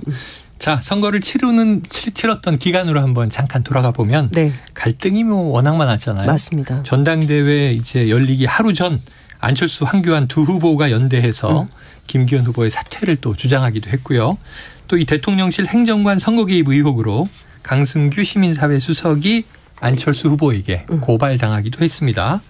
안철수 의원은 SNS에 당의 화합을 위해 헌신하며 최선을 다하겠다 이렇게 밝히기는 했는데 고민이 많을 것 같고 당도 마찬가지일 것 같고. 맞습니다. 안철수 후보의 앞으로의 입지는 어떻게 보세요? 그러니까요. 제가 보기에 이번 전당대회 이후에 가장 곤혹스러운 처지에 놓인 것은 안철수 의원이 아닌가 이런 생각이 좀 듭니다. 애시당초 출발할 때 그 전부터 마찬가지죠. 그러니까 인수위원장을 끝내고 실제 그 전대 준비를 쭉 했었던 거고 전당대회를 통해서 본인이 당대표를 하고 그리고 공천을 끝낸 다음에 바로 당대표직을 내려놓고 그리고 본인은 이제 대선 준비를 하는 이런 그랜드 플랜을 세웠단 말이에요. 그런데 당대표가 안 된 거죠. 예, 그렇기 때문에 그것도 처음에는 결선까지 분명히 간다. 결선에서 뒤집을 수 있다라고 자신을 했지만 그마저도 안 된 이런 상황이 됐기 때문에 사실은 여러 허들이 있었고 그 허들을 넘지 못해서 실제 그 국민의힘 내부를 취재를 해보면 대선 후보 되게 어려울걸요. 이제 이렇게 우리 당 후보 되게 어렵죠. 우리 당 후보 쉽지 않을 겁니다. 이제 국민의힘 본선 주자로 대선에 나갈 수 있겠는가? 그게 어려울 거다. 거기에 상당히 빨간불이 켜졌다. 라고 이제 보는 것 같습니다. 그래서 제가 어젯밤에 또 최영일의 시사본부 오려면 취재를 해야 되잖아요. 그래서 역시. 안철수 대표에게 직접 물었습니다. 앞으로 어떻게 하실 겁니까? 라고 했더니 답변이 오기를 일단 전국에 도와준 분들에게 감사 인사드리러 떠날 겁니다. 이런 얘기를 했습니다. 전국 일주를 하시겠군요. 전국 일주를 할 것 같습니다. 예전에요. 손학규 전 대표가 선거에서 지면 그 배낭 메고 등산화 신고 이렇게 민심 투어를 전국으로 하고 이랬던 기억 아마 하실 텐데요. 그러다 산에도 들어가시고 그랬죠. 예, 칩거도 하시고 막 이랬었는데 실제로 뭐 전국을 돌면서 이렇게 인사를 하면서 민심 행보를 하면서 본인에 대해서 국민들이 어떻게 판단하는지. 그러니까 이번 선거가 당원 100%로 치러지는 당심 선거였기 때문에 실제 당심 이외의 민심은 나에 대해서 어떤 판단을 하고 있나 이런 것들도 궁금할 거 아닙니까? 그래서 그것을 알아보기 위한 행보를 할 것 같다는 생각이 좀 드는데 일각에서는 짐 쌀걸요? 이런 전망도 벌써 나옵니다. 왜냐하면 대선이 목표이기 때문에 국민의힘 안에서 대선 후보가 되게 어렵다라는 계산이 떨어지면 이분은 새로운 모색을 하실 것이다라는 전망을 하고 있는데요. 관련해서 또 물어봤더니 너무 그동안 많은 곡절이 있어 왔다. 그런데 여기까지 와서 여기서 백해서 다시 또 명분이 없으면 그런 선택을 하기는 쉽지 않을 거다. 다만 이번 전대를 마치고 이후의 과정 속에서 본인이 대선 후보를 하기 위해서 국민의 선택을 받기 위한 또 새로운 모색이 가능하다면 그때 또 모르는 거 아니냐. 이런 매우 유동적인 이런 얘기들도 나옵니다. 다만 본인은 굉장히 고민이 깊죠. 관련된 얘기인데 대선은 다음 얘기고요. 당장 내년 총선에서 현역 의원이지 않습니까? 그럼 지금 현재 분당 지역구 안 될 거다. 예, 라는 얘기도 나오고 있죠. 원래 거기가 김은혜 홍보수석 지역구 자리이기도 하고요. 그다음에 박민식 의원이라고 지금 보훈처 장관 하고 있는 장관으로 승격되는 상황이죠. 보훈 부로대죠. 그래서 그분에게 공천을 줄 거다. 검사 출신 아닙니까? 뭐 그래서 오히려 안철수 의원에게는 다른 지역구 분당에서 다시 출마하기는 어려울 거고 아마 험지 출마를 요구받게 될 텐데 그때 안철수 의원이 어떤 선택을 할지 우리는 일단 그것을 지켜봐야 될 것 같다. 일단 이제 두 번째 허들이 되겠죠. 이번 네. 첫 번째 허들인 전당대회에서는 실패를 한 거고 두 번째 허들인 공천에서 만약에 이제 험지 출마를 요구받을 때 뭐 지금 당장 근데 호남에 어디로 가세요? 뭐 여기까지는 아니라 할지라도 험지를 출마 요구받았을 때 안철수 의원이 어떤 선택을 할지 그건 뭐 국민들도 네. 주목이 되는 그런 상황이 아닌가 싶습니다. 자, 그리고 또 이제 다른 세력이 새로 등장했습니다. 네. 천하용인. 네. 자, 브랜드가 팀이었고요. 됐어요. 브랜드. 예. 예. 이준석 전 대표, 이른바 이준석계 네. 이렇게 불리는데 또 이 이준석 전 대표를 향한 비판의 목소리도 뭐 바로바로 터져 나온 것 맞습니다. 같아요. 예. 그 이튿날 예. 바로. 김재원 최고위원이 훌리건에 비유하면서 청산의 대상으로 봤고 조수진 최고위원은 엄석대는 이 전 대표였다. 이준석 전 대표가 인용했던 소설을 되돌려줬고 네. 지금 당내 혁신 개혁 강조했던 천하용인 팀과 이준석 전 대표 자 입지 어떨까요? 굉장히 좁아지고 있죠. 네. 이미 굉장히 좁아지고 앞으로 더 좁아질 것이고 일부 의원들은 아마 우리 당에 발 붙이기 쉽지 않을 겁니다. 네. 발 붙이지 못하는 수준이 될 겁니다라고 전망. 예, 그렇게 네. 얘기하는 분들도 계십니다. 실제로 이제 전대 과정에서 그러니까 뭐 어느 후보 오셨습니다. 뭐 어느 후보 오셨습니다. 뭐 지역 당협별로 이제 행사를 할 때 그러니까 천하람 후보의 영상을 틀었을 때 당원들로부터 야유가 쏟아졌다. 그러니까 그만큼 별로 환영받지 못하는 후보였다라는 후문이 지금 또 다시 들리기 시작하거든요. 예, 그러니까 무슨 얘기냐면 그동안 이준석 대표로 인해서 당 내부가 굉장히 혼란스러웠던 것이고 그랬던 팀의 또 다른 후보가 대표가 됐을 때 우리 당이 또 혼란스러워질 텐데 그것은 안 된다라는 것이 이번 대표 선거에서 가장 중요한 포인트 중에 하나였다. 이제 이런 분석 평가 뭐 이런 게 나오고 있기도 한데요. 어찌됐든 이번 전당대회를 통해서 국민의힘 당원들의 선택은 대통령을 중심으로 질서정연하게 그리고 안정적으로 당을 운영하는 게 매우 필요하다. 뭐 이런 보편적 판단을 했다는 겁니다. 그런데 천하용인과 이준석 전 대표는 그런 생각이 별로 없는 것 같아요. 그래요. 여기서부터 이제 반전의 드라마가 시작이 되는데요. 제가 앞서 안철수 대표 이제 전국에 인사 다닌다고 말씀드렸는데 이준석 대표도 전국 투어를 예정하고 있습니다. 그래요.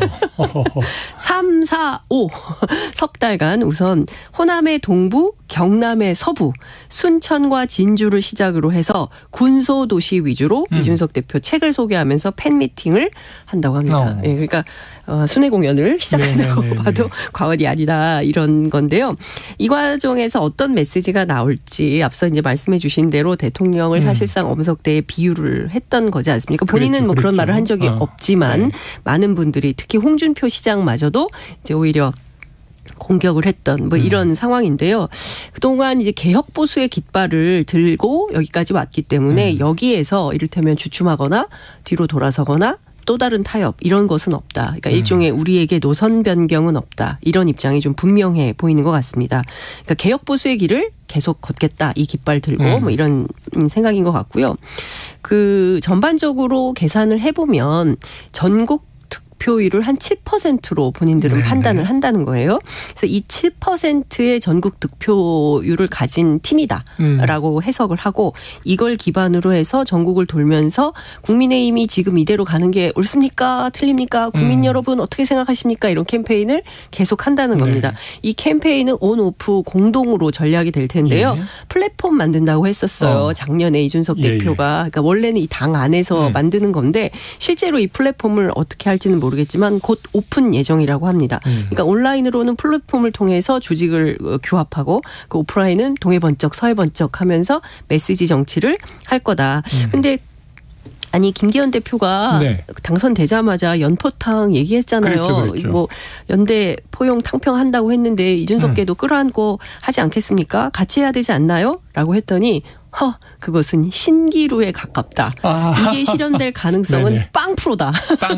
우리는 신기루. 그렇게 본다. 예, 그래서 실제로 그거는 불가능하다고 보고요. 연포탕은 없다. 우리 당에 연포탕은 없다. 이렇게 해석을 한다고 합니다. 그러니까 그 국민의힘이지만 서로 다른 보이스가 계속 충돌하면서 총선까지 갈 가능성은 매우 높다. 계속 시끄럽다. 우리는 계속 취재해야 된다.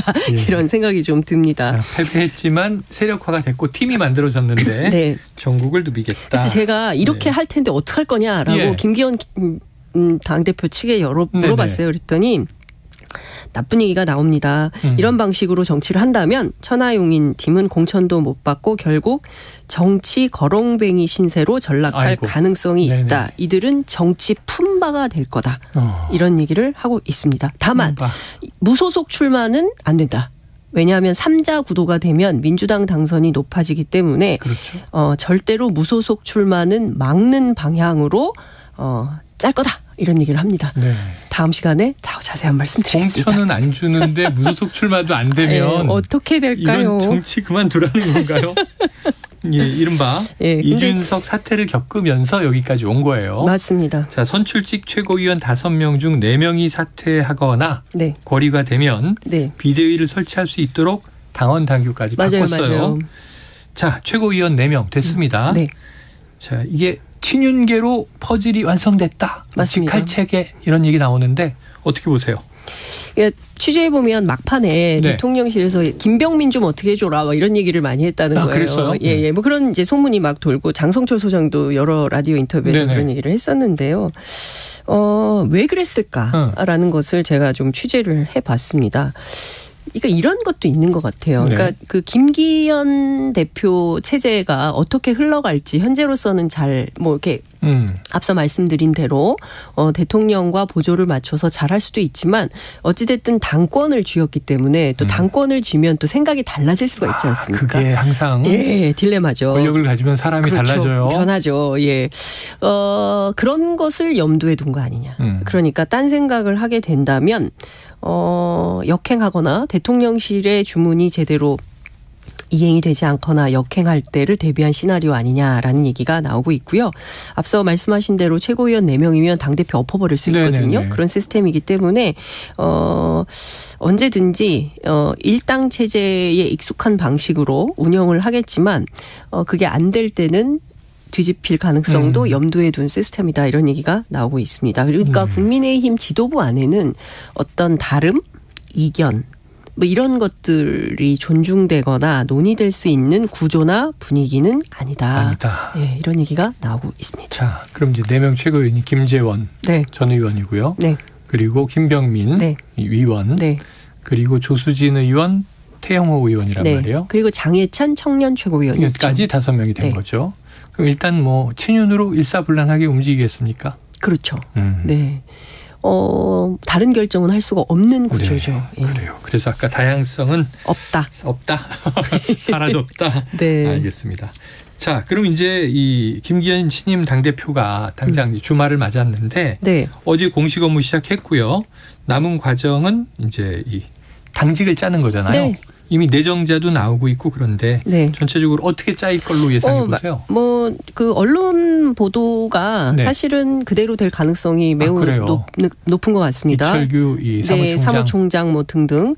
그런데 실제로 김기현 캠프는 이 전대 결과가 나오기 전부터 이미 그 당직 인선을 시작했다라는 소문이 여의도에 쫙 퍼졌었어요. 그래서 이거 결과도 안 나왔는데 벌써 당직 인선 시작했다는 게 말이 되냐라는 얘기도 있었지만 여하튼 이번 당직 인선도 대통령실과 소통하지 않았겠냐라는 추측이 나오고 있고요. 앞서 말씀하신 대로 대표적인 친윤계로 알려져 있는 이철규 의원이 사무총장을 하게 될 걸로 보입니다.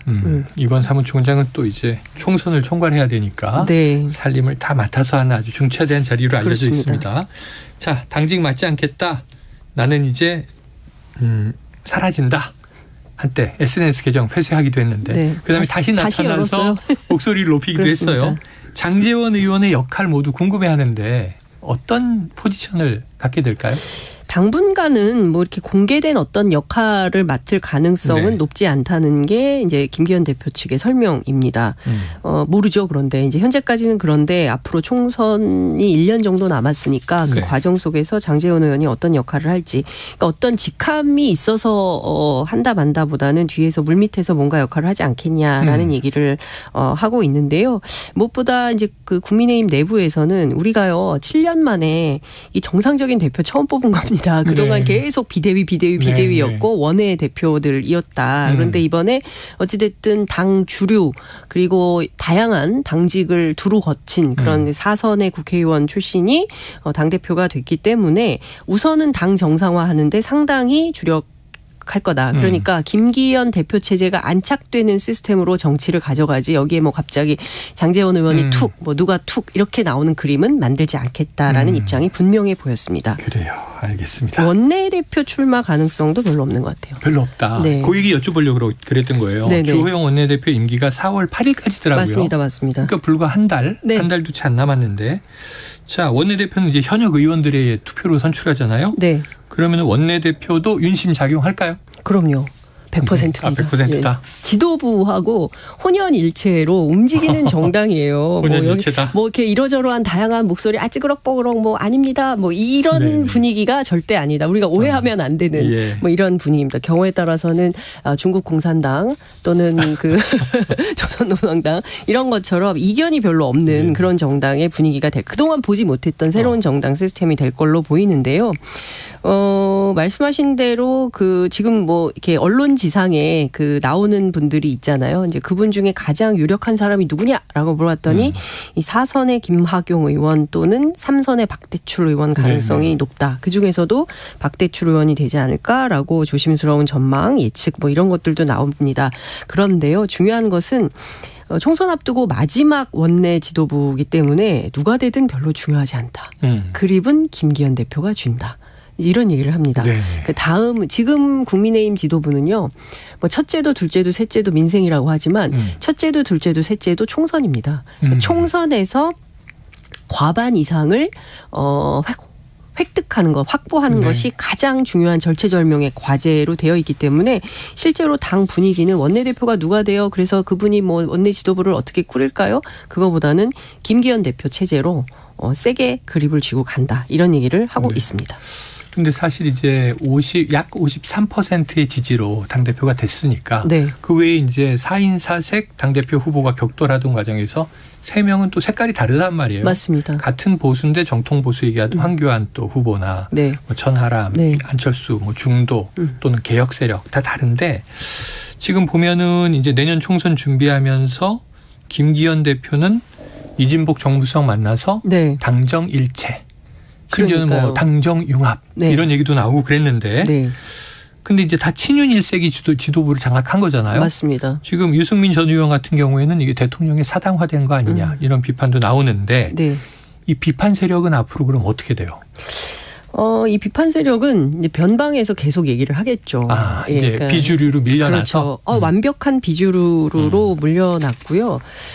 그런 얘기도 합니다. 당 안에서도 김기현 대표가 되긴 했지만 앞서 말씀드린 대로 주도적으로 그러니까 본인의 인기와 역량으로 됐다기보다는 윤석열 대통령의 기획에 의해서 만들어진 이런 측면이 있기 때문에 대통령실의 그늘이나 우산 안에서 벗어나기 어렵다라는 그건 너무나 당연하다. 그러니까 대통령실에서 전화 한 통 오면 분위기 확 바뀔걸요. 이제 이런 얘기들을 정치권 안에서 하고 있습니다. 혼자서 뭘 결정할 수 없을 거다라는 얘기를 계속 하고 있는 분위기이기 때문에 김기현 대표도 이런데 비주류인 뭐 유승민 대표 안철수 의원, 뭐 천하람 변호사, 뭐 이런 사람들 특히 이준석 대표 이런 분들이 설 당은 거의 없다. 봐야 될 것 같아요. 그런데 이제 이런 얘기를 하더라고요. 그러니까 김기현이라는 정치인은 용산과 직거래가 가능한 정치인이다. 그러니까 무슨 얘기냐면 대통령을 설득할 힘도 있고 그리고 이제 깊은 인연이 없음에도 낙점받은 것은 윤핵관의 생각, 대통령의 생각 그리고 대통령의 어떤 가려운 마음을 채워줄 수 있는 스펙을 갖춘 정치인이다. 이제 이런 얘기를 하고 있습니다. 그동안 윤핵관은 사실 우리 당의 비주류예요. 비주류이기 때문에 주류를 잘 못해봤어요. 그런데 이번에 김기현 대표는 우리 당의 주류이다. 그리고 주류가 잡은 당 지도부는 지금까지 있었던 윤핵관 같은 돌격대는 불필요하고 안정적으로 당을 이끄는 그런 모습을 보여야 한다. 김기현 대표는 내년 총선에 과반 의석을 만들어서 네. 윤석열 대통령 중간평가 성격이 굉장히 큰데 그렇죠. 여기에서 승리하는 모습을 보여주는 게 굉장히 중요할 거다. 대통령도 이번 선거는 내가 한다 이런 말씀을 평소에 많이 하신다는 거죠. 보도된 바도 있어요. 보도된 바도 있죠. 그리고 본인이 제1회 2회 당사자다라는 인식을 갖고 있다는 겁니다. 그렇기 네. 때문에 김기현 윤석열 대통령 손잡고 총선 치른다 이런 얘기를 합니다. 다만 야당에서는 그게 말이 되냐. 네. 대통령은 선거 중립을 지켜야 되고 이것은 그 경우에 따라서는 그 위법 요소도 있는데 이거는 불가능하다. 뭐 이렇게 얘기를 합니다. 그렇지만 당 내부에서는 이런 생각들을 많이 하고 있는 것 같습니다. 네, 알겠습니다. 자, 사실은 지금 이제 윤석열 대통령 네. 당선 1주년이 막 지나고 있어요. 네. 3월 9일에 우리가 대선을 치렀고 지난해 10일 새벽에 당선자가 이제 연설하지 않습니까? 네. 그때 제 귀에 쟁쟁하게 통합이라는 얘기가 나오고 그리고 이제 이준석 당시 대표를 딱 당선이 이제 안고 네. 막 이런 이제 퍼포먼스가 기억이 나는데 1년 사이에 참 많이 바뀐 것 같아요. 네. 다음에는 제가 한번 총평을 여쭤보도록 할게요. 네. 1년의 총평. 네. 다음 주 이야기 또 어떤 사건이 또 떨어질지 궁금하긴 합니다. 아, 끝났어요? 네. 시간이 다 되었습니다. 아이고, 그렇구나. 지금까지 장윤선 정치전문 기자였습니다. 오늘 말씀 고맙습니다. 네, 감사합니다. Splish splash, I was taking a bath. Long about a Saturday night. Yeah. 점심 먹고 유쾌한 시사 디저트 한 입. 최영일의 시사본부. Well, I stepped out the tub and put my feet on the floor. I wrapped the towel around me and I opened the door. And then a splish splash, I jumped back in. 네, 자 스포츠 본부입니다. KBS 스포츠국의 정현호 PD가 자리 잡고 있습니다. 어서 오세요. 네, 안녕하십니까. 아주 예쁜 스웨터. 이제 봄 날씨로 가고 있는데. 네. 자, 오늘 한일전 승리를 기원하면서 시사본부에서 치킨 네. 쿠폰을 쏘겠습니다. 스포츠 본부 시간 동안 지금 이제 몇 분 안 남았거든요. 12분쯤 남았는데 단문 50원, 장문 100원 드는 샵 9730으로 응원 메시지를 보내주시면 추첨을 통해서 7분에게 치킨 쿠폰을 저희가 나눠드리도록 하겠습니다. 어제 제가 정말 화가 났어요. 모두가 마찬가지였을 것 같은데. WBC 첫 경기가 어제 열렸는데 네네. 자 야구 잡설 유튜브 채널 하시니까 네. 호주전 직접 중계하시더라고요. 네. 총평을 좀 해주세요. 두 가지 이유로 졌다라고 네. 생각을 하는데 기본기 미스. 네. 강백호 선수의 뭐 주루사도 있었지만 네네. 그리고 이제 투수진의 실투로 장타를 허용했다는 점. 결국에는 홈런 3방 허용한 점이 네. 가장 크다. 이 두 가지가 가장 치명적이었던 것 같아요. 기본도 안 됐고 그다음에 장타를 허용했다. 장타를 허용하는데 기본기가 안 돼 있으니. 그럼 야구에서 질 수밖에 없는 거잖아요. 그런 점들이 가장 큰 문제였죠. 네. 야, 이거 걱정인데요. 네. 하루 만에 이게 해소될 수 있는 문제들이 아닌데. 네. 자, 어제의 패배가 뭐 딱 한 선수 때문이겠습니까마는 네네. 강백호 선수의 플레이는 도마에 올랐습니다. 네. 이게 아까 주루사 이렇게 말씀해 주셨는데 네네네. 별명이 붙은 게 이제 세레모니사. 네, 뭐 그렇죠. 세레모니 하다가 죽었다 이런 얘기인데 네. 이 장면 진짜 뼈 아팠어요. 왜 이랬을까요? 사실은 이제 이런 게 야구의 기본이죠. 네. 플레이가 진행되는 중간에는 세레모니를 하더라도 뭐 베이스를 터치하면서 하면은 그렇죠. 아무런 문제가 되지 않거든요. 그렇죠. 혹은 베이스에서 빠져나갈 때는 타임을 부르고 빠져나가는 너무나 기본적인 플레이죠. 네. 저는 사실 어제 플레이를 보면서 과거 이제 뭐 도쿄올림픽 때 강백호 선수가 이슈가 되기도 했으니까 이제 또 어제 잘 쳤잖아요. 그래서 그렇죠, 좀 짐 좀 덜겠구나 생각을 했어요. 그런데 그 상황에서 딱 그렇게 아웃을 당하는 거 보니까 야 여기 더 큰 논란에 휩싸이겠구나. 네네네. 어떻게 이겨내야 될까 참 걱정도 많이 되기도 하고 또 왜 그러니까 타임을 안 불러서 약간 원망스럽기도 하고 굉장히 좀 복잡미묘한 심경이었거든요. 그러니까 그래서 지금, 네. 오늘 일본전에 제 생각에는 그런데 어쨌든 잘 쳤던 선수니까 네네. 스타팅으로 나올 수도 있다라는 생각이 들어요. 그래서 오늘 절실하게 임해서 일본전의 승리를 1등 공신이 된다면 또 잊혀질 수 있거든요. 만회할 것인가. 그렇죠. 그것이 제일 중요하다고 봅니다. 어제 실책을 만회할 것인가. 네네. 지금 말씀하신 걸 보니까 지난번 도쿄올림픽 때 이제 비판을 막 받았던 건 태도 논란인데. 그렇죠. 사실 뭐 그때랑은 네. 지금이랑은 조금 이제 상황이 다르긴 어제 하지만. 상황은 기본기가 네네. 없는 거냐 하니까 더 심각한 지적을 맞습니다. 받을 수밖에 없는데 네. 오늘 몇 방을 때려야 이게 만회가 될지. 되는 대로 때려주길. 네. 한번 그냥 네. 만회를 잘 해서요. 맞습니다. 명예 회복하고 돌아오기를 네. 기대해 보겠습니다. 자, 8회 말 동점 혹은 역전의 찬스를 살리지 못한 것. 네. 이게 거의 뭐 진루를 막 했는데 말이죠. 네네. 포수가 자리를 비워서 홈플레이트가 비어있던 기회. 네. 이걸 놓친 것도 아깝다. 어떻게 그렇죠. 보셨어요? 이게 이제 만루 상황에서 오지환 선수의 땅볼 때 네.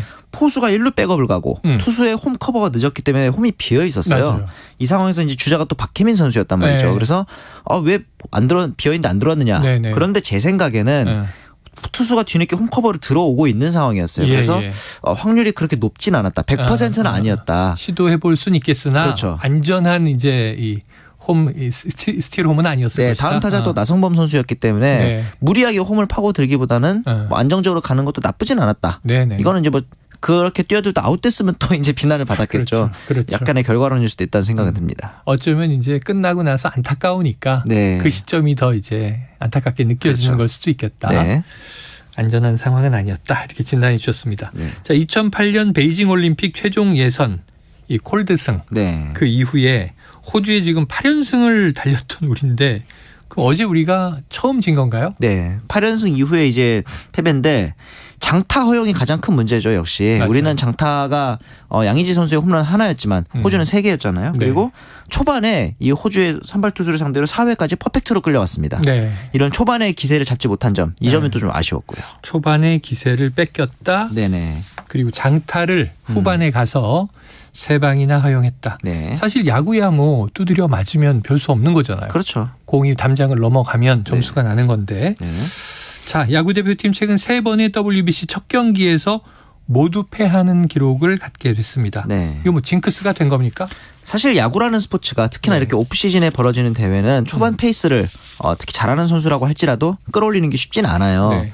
하지만 이제 중요한 거는 이럴 때일수록 조금 더 사실 이 대회 성격상 첫 경기에 호주전에 승리를 하고 나면은 네.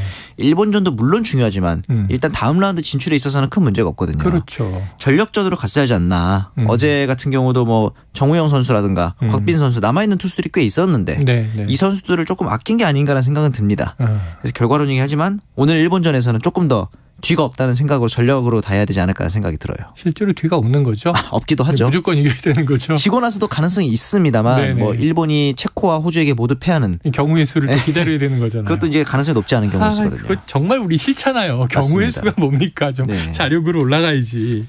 자, 어제 저녁에 중국과 일본 경기가 이제 또 열리기도 했습니다. 네. 실전을 보셨을 테고요. 일본의 전력 어떻든가요? 사실은 분석하기에는 이 중국이라는 상대가 좀 약하긴 했으나 8대 1로 이겼죠. 네. 일본이. 초반에 근데 주루사도 나오고 네. 중국을 상대로 계속 끌려가는 느낌도 있었거든요. 그래요? 이제 그런데도 불구하고 일본이 잘했던 점 이렇게 소위 말해서 말리는 상황에서도 공을 좀 많이 보는 볼 카운트를 유리하게 가져가는 모습들이 많았거든요. 대부분의 네네. 타자들이 조급해하지 않는 그런 것들이 강팀의 조건이라 보는데 일단 타선에서는 이 2번 타자로 나왔던 곤도 겐스케 선수가 3출루 이상을 기록을 했단 말이죠. 네. 그리고 저는 이제 물론 오타니 선수도 어제 잘 쳤습니다. 이 선수는 원래 잘 치는 선수고 네. 하위 타선에서 이 마키슈고 선수가 어제 파울홈런도 치고 장타력을 좀 굉장히 잘 표현을 했단 말이죠. 그래서 이 선수의 오늘 하위 타선에서 일발 장타를 좀 조심할 필요가 있겠다는 생각은 듭니다. 네, 중요한 얘기를 해주셨어요. 네. 이 강팀은 늘 침착하고 신중하게 그렇죠. 끝까지 공을 이제 본다. 네. 우리가 흥분하면 지는 거잖아요. 흥분하거나 혹시나 불안해서 조급해지거나 네네. 쫓겨다니거나 이렇지만 않았으면 좋겠어요. 올해 지금 막 히트 치고 있는 영화 더 퍼스트 슬램덩크가 일본 원작 만화이긴 하지만 또 우리나라의 팬들도 워낙 많은 만큼 맞습니다. 예, 결국은 포기하면 그 순간 그때가 끝난다. 이제 시합이 종료되는 것이다. 네네. 기억하시고 차분하게 임하시기를 바라고요. 네. 자, 상대 숙적 일본이니까 지금까지 일본과의 전적은 어떻습니까? 98년도 이후에 단일팀 대회로 네. 국가대표로 참가한 대회 기준으로 했을 때 팽팽합니다. 총 팽팽해요. 19승 18패예요. 19승 18패. 네, 굉장히 미세한 승이 무리인데 하나 앞서긴 했네요. 그런데 문제는 최근 3연패고 그리고 이 2018년도의 승리도 사실은 자카르타 아시안 게임이기 때문에 네. 일본에서도 프로라든가 메이저리거가 참가한 대회는 아니었습니다. 주력팀은 아니었다. 그렇죠. 그래서 이 베스트로 붙은 마지막 승리가 2015년의 프리미어십이 준결승입니다. 무려 8년 전이죠. 네네. 이렇기 때문에 8년 만에 복수가 좀 필요한 상황이지 않나 싶습니다. 8년 만에 복수. 네. 우리도 또 일본으로부터 네. 뭔가 좀 우위를 다시 한번 확보했으면 좋겠습니다. 네. 자, 오늘 저녁에 한일전을 어떻게 전망하시는지 네. 평가는 아니죠. 안 끝났으니까. 네. 전망을 하시는지 예상을 하시는지 정 PD가 뽑은 우리 팀의 키플레이어는 누군지 한번 얘기해 주세요. 역시 김광현 선수죠. 김광현. 2008년 베이징 올림픽 때 김광현 선수가 이 선발로 나섰는데 15년 만인데 여전히 김광현. 15년 전에도 15년 김광현. 네. 그런데 역시나 김광현의 어깨에 기댈 수밖에 없는 게 지금 상황이고 선두 타자로 나설 이 토미 에드먼 그리고 김하성 선수. 네. 이 테이블 세터에 출루가 좀 많았으면 하는 바람이 있습니다. 그래요. 출루가 많아야 한다. 네. 자, 그러면은 이게 일본 쪽에서 조금 우리가 유념해 봐야 할 선수. 네. 주목할 선수. 역시 오타니 선수가 어제 선발 등판을 하고 오늘 아마 지명 타자로 나올 텐데 네. 메이저리그에서 오타니 선수가 선발 등판 다음 날 OPS가 가장 좋습니다. 그래요. 지금이 타격감이 가장 좋을 때라는 얘기죠. 어렵게 승부를 최대한 낮은 공을 던지면서 어렵게 승부를 들어가야 되지 않을까라는 네. 생각이 또 듭니다. 다르비슈도 오늘 나옵니까? 네, 오늘 다르비슈와 김광현이 선발 맞대결을 벌입니다. 맞대결이 또 네. 알겠습니다. 자, 어제 경기 시작 전 호주와 한국의 국가가 연주된 이후 갑자기 일본 국가인 기미가요가 나와서 논란이 있었어요. 그렇죠. 일본의 한 스포츠 매체에서 WBC에는 우길기 규정이 없어 문제없다 뭐 이런 보도를 냈다고도 하는데 이런 모습은 좀 안 봤으면 좋겠다 네, 하는 맞습니다. 생각이 듭니다. 네. 일본에 대해서 요즘 우리가 좀 예민해질 수밖에 예민하죠. 없어요. 네, 예민하죠. 언제나 예민했고. 자, 다음 이슈로 넘어가죠. 지난 수요일 입국한 클린스만 축구 대표팀 이제 신임 감독이죠. 네네. 어제 기자회견 가졌는데 어떤 얘기 나왔습니까? 우선은 공격 축구에 대한 천명을 좀 했어요. 본인이 공격수 출신이라 1대0 승리보다 4대3 승리가 좋다. 굉장히 적극적인 워딩이기도 하고. 골을 많이 넣겠다. 네, 이런 부분에 있어서는 앞으로 우리나라 축구가 좀 더 공격 축구로 많이 나아갈 것 같다 생각이 듭니다. 네, 공격 축구에 방점이 있다. 네. 자, 이 호흡을 맞출 코치진도 발표가 됐던데요. 네. 이 클린스만 감독 이렇게 말했습니다. 네. 자, 팀 일정이 있으면 합류를 하지만 해외에 있는 코치들은 현지에 머물며 온라인 회의를 통해 논의할 예정이다. 네. 자, 이게 재택근무 이렇게 이제 표현이 돼서 맞습니다. 자신도 겪은 논란이었는데 이런 방식 괜찮게 보십니까? 우선은 이 코치진의 면모는 굉장히 화려해요. 네. 수석 코치인 헤어초크 같은 경우는 미국 대표팀의 수석 코치고 이스라엘 대표팀의 감독도 겸임했었고 네. 골키퍼 코치인 쾌프케 같은 경우는 독일의 레전드 골키퍼입니다. 네. 굉장히 네임밸류 높은 분이고 피지컬 코치인 로이트 역시 분데스리가라든가 EPL 잉글리시 프리미어리그에서도 굉장히 경험이 많은 코치인데 이분들이 대부분 이제 우리나라 선수들과 직접 이렇게 스킨십을 할 수 없는 상황에서는 네, 네. 한국에 잔류하는 차두리 그리고 이제 마이클 김 코치 특히 마이클 김 코치 같은 경우는 전임 벤투호서부터 이어져 오는 코치이기 때문에 네, 네. 이 두 명의 역할이 굉장히 중요해 보입니다. 그래요. 실제로 오프라인에서 스킨십 할 수 있는 두 명의 역할이 중요하고 네. 자, 이제 앞으로 시간이 좀 걸리겠죠. 맞습니다. 자, 대전 시티즌에서 뛰었던 이 김은중 선수 감독을 맡고 있는 20세 이하 남자 축구 대표팀 네. 아시안컵 8강에 진출한 건가요? 네, 진출을 해서 이번에 이제 조 1위로 아시안컵 8강에 진출을 했고요. 네네네. 이제 조별 예선에서 2승 1무로 진출을 했습니다. 1차전에서는 오만을 4대0 그리고 2차전에서 요르단을 2대0으로 이겼고 마지막 경기 타지키스탄과의 경기에서 0대0 무승부를 기록하긴 했지만 네네. 조 1위로 진출을 해서 이제 12일 오후 7시에 네. 중국과 D조 2위인 중국과 놓고 준결승 진출을 놓고 다투게 되고 아하. 이날 이제 승리를 하게 되면은 4강까지 이제 진출을 하잖아요. 네네네. 4강이 진출하면은 5월에 열리는 U20 월드컵 진출 자격을 또 예, 따내게 예. 됩니다. 그래요. 야.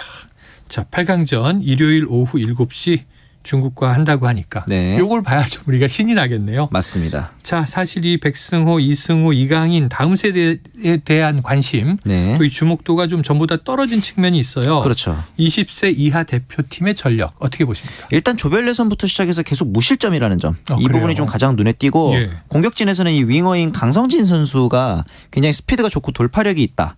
그리고 이제 감독이 김은중 감독이 선수들을 고르게 기용하고 있다. 이런 점들이 좀 좋고 김은중호의 지금 성적을 보면은 14전 9승 3무 2패인데 43득점에 16실점. 네. 굉장히 공수의 조화가 좋아요. 그래서 만약에 이대로 쭉 U20 월드컵까지 진행을 한다면 좋은 성적을 기대해 볼 수 있을 것 같습니다. 기대해 보죠. 네. 자, 스포츠본부 정현호 PD였습니다. 말씀 고맙습니다. 감사합니다. 자, 오늘 치킨 쿠폰 받으실 분은요. 5757 4625 6175 1427 2695 8260 0933님입니다. 맛있게 드시고요. 오늘 한일전 꼭 이겼으면 좋겠습니다. 월요일에 이 이야기를 또 다루게 되겠죠. 자, 최영일의 시사본부 금요일 준비한 내용은 여기까지고요. 저는 월요일 낮 12시 20분에 다시 돌아오겠습니다. 자, 이 봄의 주말 따뜻하게 잘 보내시고요. 청취해 주신 여러분 고맙습니다.